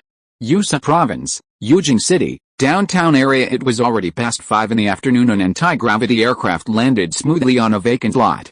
A middle-aged man with a large belly, under the protection of a dozen mercenaries, slowly walked off the plane. Not far away, a team of soldiers had their hands on their guns, watching carefully. Comrades, don't be nervous. We are from the Huituang Chamber of Commerce, and we are here to see Councillor Chen of the Finance Department. Niu Xingwang shouted loudly as he walked forward. The people opposite, listen up, don't come any further. We have already reported to the higher-ups, please wait where you are, a soldier shouted. Okay, thank you, Niu Xingwang shouted. 15 minutes later, the soldiers, having received instructions, led Niu Xingwang and his party to the office area. Because the mercenaries were carrying weapons, they could only wait outside the office area. Thus, Niu Xingwang walked in alone. Chairman Niu, why are you in such a hurry to come to Yujing to find me? Is there something wrong? Chen Guangxun of the Finance Department asked. It's like this, Councillor Chen. The Chamber of Commerce has already prepared the first batch of crystal cores. Originally, I planned to send them directly to Kyoto. But your secretary said you were in Yujing, so I came to Yujing, Niu Xingwang explained. Chen Guangxun turned his head to look at the secretary, who nodded to confirm the matter. For something like transporting crystal cores, it doesn't seem necessary for Chairman Niu to make a trip personally, does it? Chen Guangxun continued to ask. He still felt that Niu Xingwang's arrival was a bit strange. Haha, Councillor Chen is indeed insightful. To be honest, I also have something to discuss with you on this trip, Niu Xingwang said with a smile. Oh? Chairman Niu, please speak. Chen Guangxun straightened his body, indicating that he was listening attentively. Councillor Chen, let me state in advance that this is just my personal suggestion. It doesn't matter if you think it's unreasonable, just pretend I didn't say anything, Niu Xingwang cautiously prefaced before getting to the point. Chairman Niu, you don't need to be so polite, just say it. Chen Guangxun signaled Niu Xingwang to speak boldly. It's like this, Councillor Chen, have you ever considered changing the way you receive these crystal cores? Niu Xingwang asked. Oh? Change the way? Chen Guangxun roughly understood the purpose of Niu Xingwang's visit. That's right. What I mean is, would it be better to pay with materials or other equivalent things? Niu Xingwang said this very euphemistically. He didn't directly suggest that the council exchange the crystal cores directly for points, because only the Huituang Chamber of Commerce recognized points, so doing so would be equivalent to limiting the use of these funds within the Chamber of Commerce. If he said it directly, it would make the Chamber of Commerce seem a bit overbearing. Crystal cores are points, points are materials, and materials are what the council needs. So, in fact, the meaning is the same, but saying it this way seems more polite. Oh, we have also discussed this matter internally, and there is no conclusion yet, Chen Guangxun replied directly, understanding Niu Xingwang's meaning. I see. Okay, then I understand. If you need to adjust anything, feel free to contact us at any time, we will definitely cooperate, Niu Xingwang said with a smile, very politely. Okay. No problem. So, is that it?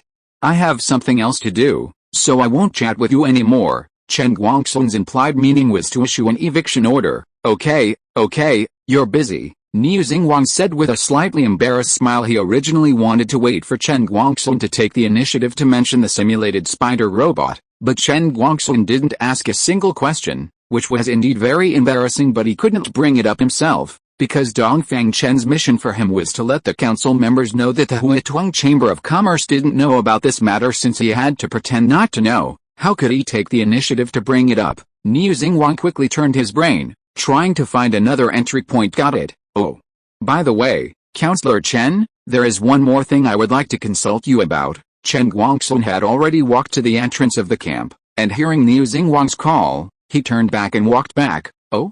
Chairman Niu, please speak, Chen Guangxun said politely. It's like this, I wanted to ask, is Counselor Yan here? Niu Xingwang asked. This was the least deliberate reason he could think of. Chen Guangxun also knew that Yan Xiangping had a close relationship with the Huotuang Chamber of Commerce, so he didn't find it too strange that Niu Xingwang asked such a question. Oh, Counselor Yan is it? That's not right. Did Counselor Yan go to find you? Chen Guangxun was reminded by Niu Xingwang's words, and only then did he react. Okay, the topic has finally been opened. Niu Xingwang secretly breathed a sigh of relief in his heart. Went to find me? When? Niu Xingwang deliberately asked, putting on a shocked look. You don't know? Chen Guangxun was a little surprised. I don't know. Niu Xingwang shook his head greatly, indicating that he really didn't know. That's strange. If he didn't go to find you, where else would he have gone? Chen Guangxun couldn't figure it out. If you are listening to this novel on a channel other than Fanfic World, it means it was downloaded and re-uploaded without effort. We warmly invite you to visit our channel, Fanfic World. There you will find the original version of this story and many other novels of various genres. We look forward to seeing you dive into a world of incredible novels. Chapter 298. What robot? Councilman Chen, did Councilman Yan really go to see me? Why didn't he give me a heads up? This is a mess. Could he have taken the wrong road? Please wait a moment, I'll call to confirm. Niu Xingwang appeared flustered, took out his phone, and quickly dialed a number. Oh, hello? Secretary Gu, did Councilman Yan come over? No? Okay, I understand. If Councilman Yan comes over, please notify me promptly. Yes, that's it. Niu Xingwang pretended to say a bunch of things and hung up the phone. Councilman Chen, he didn't come. Are you mistaken? Niu Xingwang asked. How could I be mistaken? Chen Guangxun replied with certainty. How about I give him a call? Niu Xingwang took out his phone again and dialed Yan Xiangping's number. 30 seconds later, I can't get through, Niu Xingwang said to Chen Guangxun. Whether he called or not, who knows? Anyway, Niu Xingwang said he couldn't get through, so he couldn't get through. Alright, acting to this extent is just right. He can't continue to perform, or it will seem contrived. Councilman Chen, I can't reach Councilman Yan right now. Has something happened? Niu Xingwang asked. Chen Guangxun didn't answer Niu Xingwang's question but frowned, thinking about something. Chairman Niu, were the robots used for today's demonstration provided by your Chamber of Commerce? Chen Guangxun seemed to have grasped the crux of the problem, so he asked, finally. I'm exhausted. Chen Guangxun has finally gotten to the point. Niu Xingwang sighed inwardly. However, what he said was something else entirely. Robots? What robots? Niu Xingwang looked like he didn't understand. Chen Guangxun saw Niu Xingwang's response and became suspicious. What about yesterday? Did Councilman Yan go to your place yesterday? Chen Guangxun continued to ask because Yan Xiangping said he was going to the Huotuang Chamber of Commerce for consultations after the meeting yesterday, so if he didn't go today, it's possible he didn't go yesterday either. No, not yesterday either.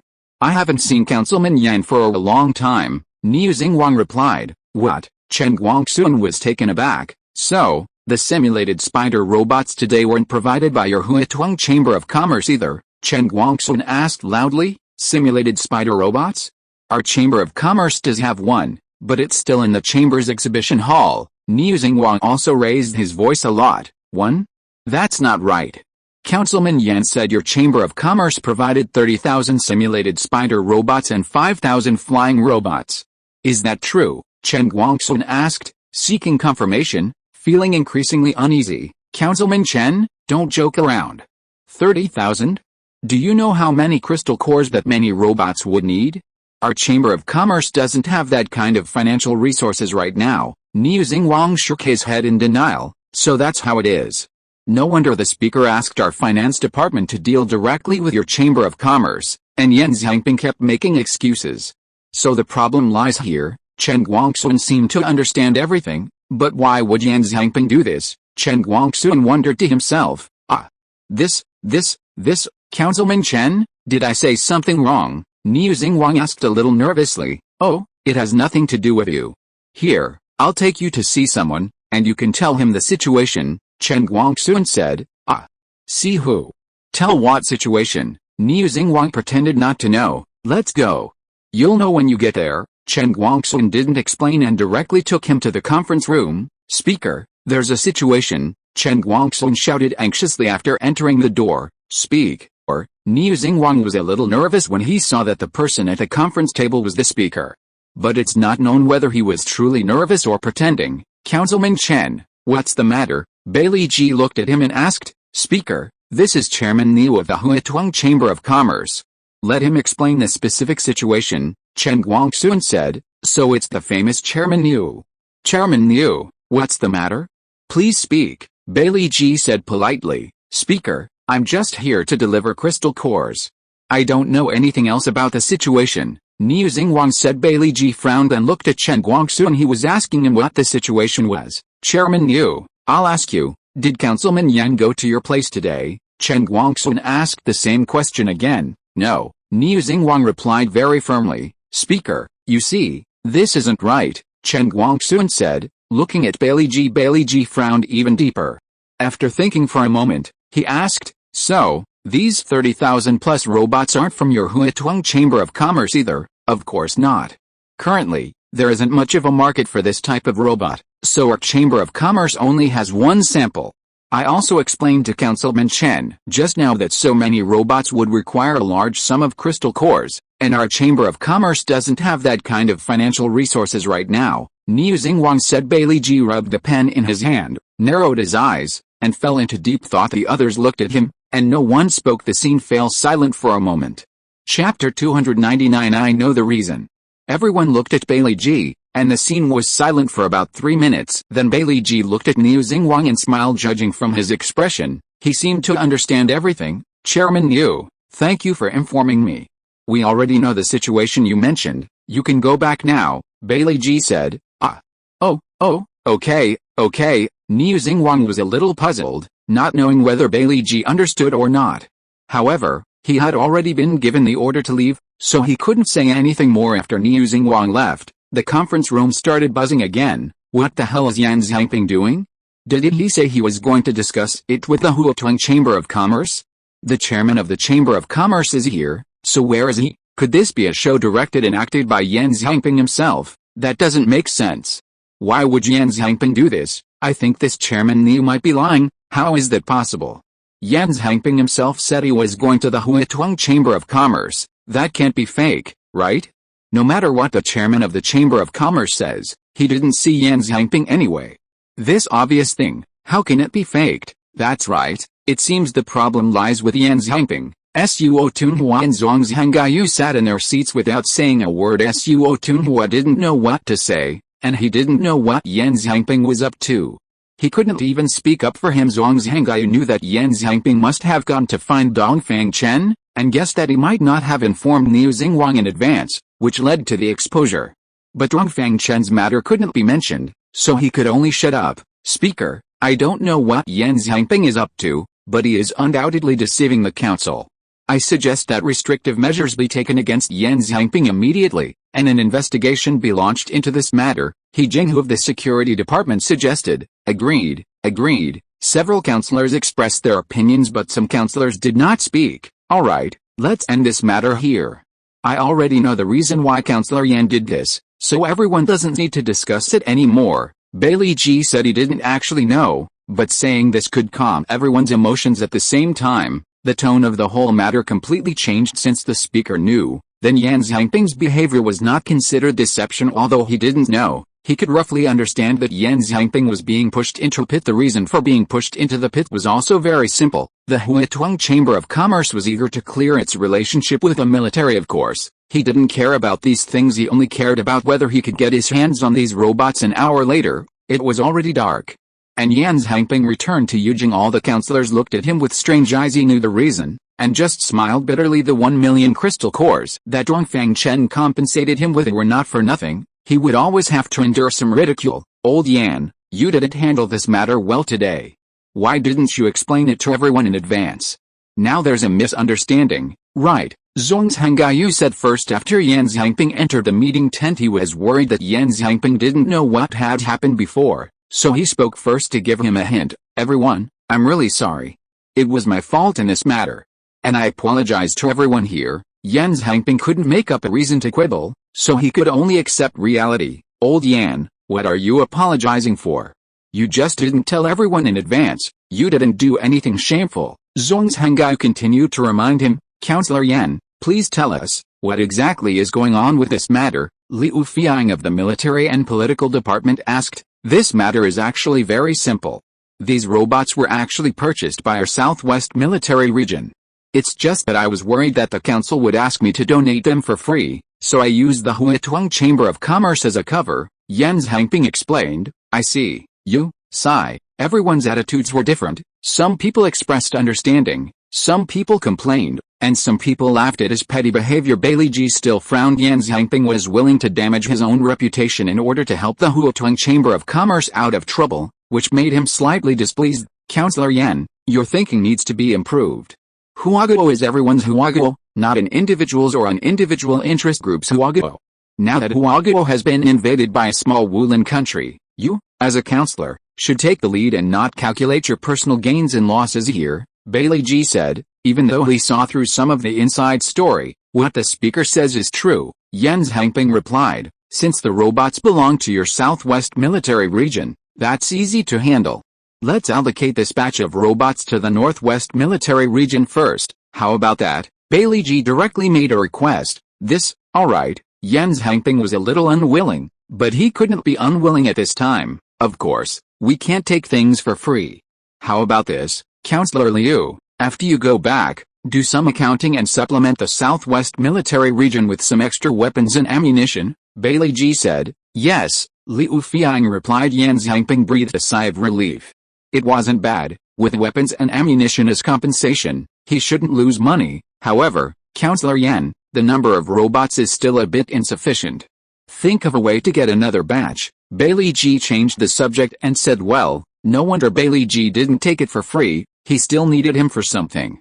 Chapter 300, 30,000 more. Chairman Bai Li, our Southwest Military Region doesn't even have a single crystal core left. These robots were obtained through loans, Yan Hangping said, startled, and hurriedly refused. The Huituang Chamber of Commerce just sent a batch of crystal cores. Let's allocate them to you first, Bai Li Ji said. Chen Guangxun felt a pang of heartache upon hearing this, but he didn't say anything after all. The war with Ulan is the top priority. This, alright, I'll think of a way. Yan Hangping immediately relented upon hearing about the crystal cores. It's not think of a way, you must get them.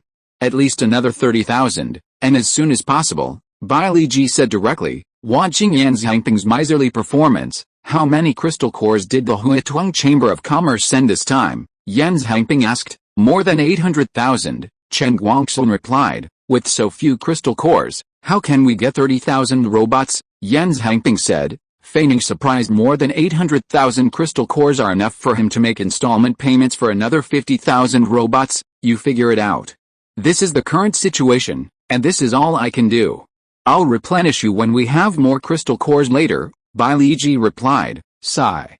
Alright, Yan Hangping sighed pretentiously, but was secretly overjoyed. In the following days, the commanders of several military regions held intensive meetings in the parliament building to discuss one issue, using force against Ulan. The diplomatic department had made multiple attempts to initiate dialogue with Ulan, but all failed. Everyone speculated that the Ulan government might already be in a state of paralysis. Since that was the case, there was nothing to discuss. Just due at August 22, 2055 AD, morning, the 12 divisions allocated by the Northwest Military Region, totaling more than 3,600 tanks, successfully arrived in the Bay and Sumu area as the first combat sequence. Originally, Suo Tunhua also wanted to apply to participate in the war, hoping to attack simultaneously from the eastern part of Ulan. However, this proposal was rejected by Bai Li Ji. The biggest uncertainty here was the scale of the mutated rat rabbits. The number of simulated spider robots was insufficient, making it unsuitable to split the forces. If there were two lines of operation, Suo Tunhua would not be able to get the cooperation of the robots, and without the cooperation of the simulated spider robots, armored divisions fighting rat rabbits would be like using anti-aircraft guns to shoot mosquitoes, greatly reducing their combat effectiveness and even putting them in a passive defensive position. This battle could not afford any mistakes. It had to be a great victory, and it had to be an overwhelming victory without any suspense. On the other hand, 150 transport trucks carrying 60,000 simulated spider robots and 5,000 flying robots had also arrived. The reason for not letting these robots march on their own was, of course, to save energy and reduce crystal core consumption on the empty sandy ground. Tanks and armored vehicles were arranged in neat formations in front of the formation. Soldiers stood in formation. Report, Commander. The troops are assembled, please instruct, an officer shouted. At ease, Shen Tuzhenghao shouted. Behind Shen Tuzhenghao stood Bai Li Ji and the commanders of several other military regions. They had come to attend the mobilization rally. Soldiers. Behind you is Ulan. Not long ago, a group of villains from Ulan invaded our Huaguo territory, killing and capturing our Huaguo people. Tell me, what should we do? Shen Tuzhenghao shouted loudly. Kill. Kill. Kill. The soldiers shouted in unison. Today, we will use practical actions to tell those with ulterior motives that Huaguo's territory is inviolable. Shen Tuzhenghao continued to shout. Kill. Kill. Kill. The soldiers shouted in unison again. Now I order, everyone. Get in the vehicles. Set off. Shen Tuzhenghao ordered. After the order was issued, the soldiers lined up and boarded the vehicles in an orderly manner. Then, tanks led the way, followed by trucks, and quickly drove towards the border. Since information was currently blocked, the Communications Department, a subordinate department of the Military and Political Department, had not searched for the possible detention locations of the captured Huaguo citizens. Therefore, the first operation plan was to lure the enemy out. Since they couldn't find the enemy, they would force them to come out themselves. The first operational target was to attack the small city of Kabula in the northwest direction. Kabula was about 50 kilometers away from the border in a straight line. At 8:15 in the morning, the entire army arrived at the city. Shen Tuzhenghao stood on the tank, observing with binoculars. There were no decent buildings in this small city, only fences surrounding the city, with several yurts built in each grid. It was early morning, but there was no sign of life. Arrange for drones to scout ahead, Shen Tuzhenghao ordered. Yes, the messenger transmitted the order through the intercom to facilitate mobile command. The mainframes of the simulated spider robots and drones were deployed in several box trucks. The huge box was modified into a mobile command center, filled with screens that could be operated by 6 people. End of this chapter. Thank you so much for reading until the end. Don't forget to give it a like. Looking for more exclusive content and immediate access? Subscribe to our Patreon. Remember, every like, subscription or donation encourages us to continue. Thank you all. See you in the next video.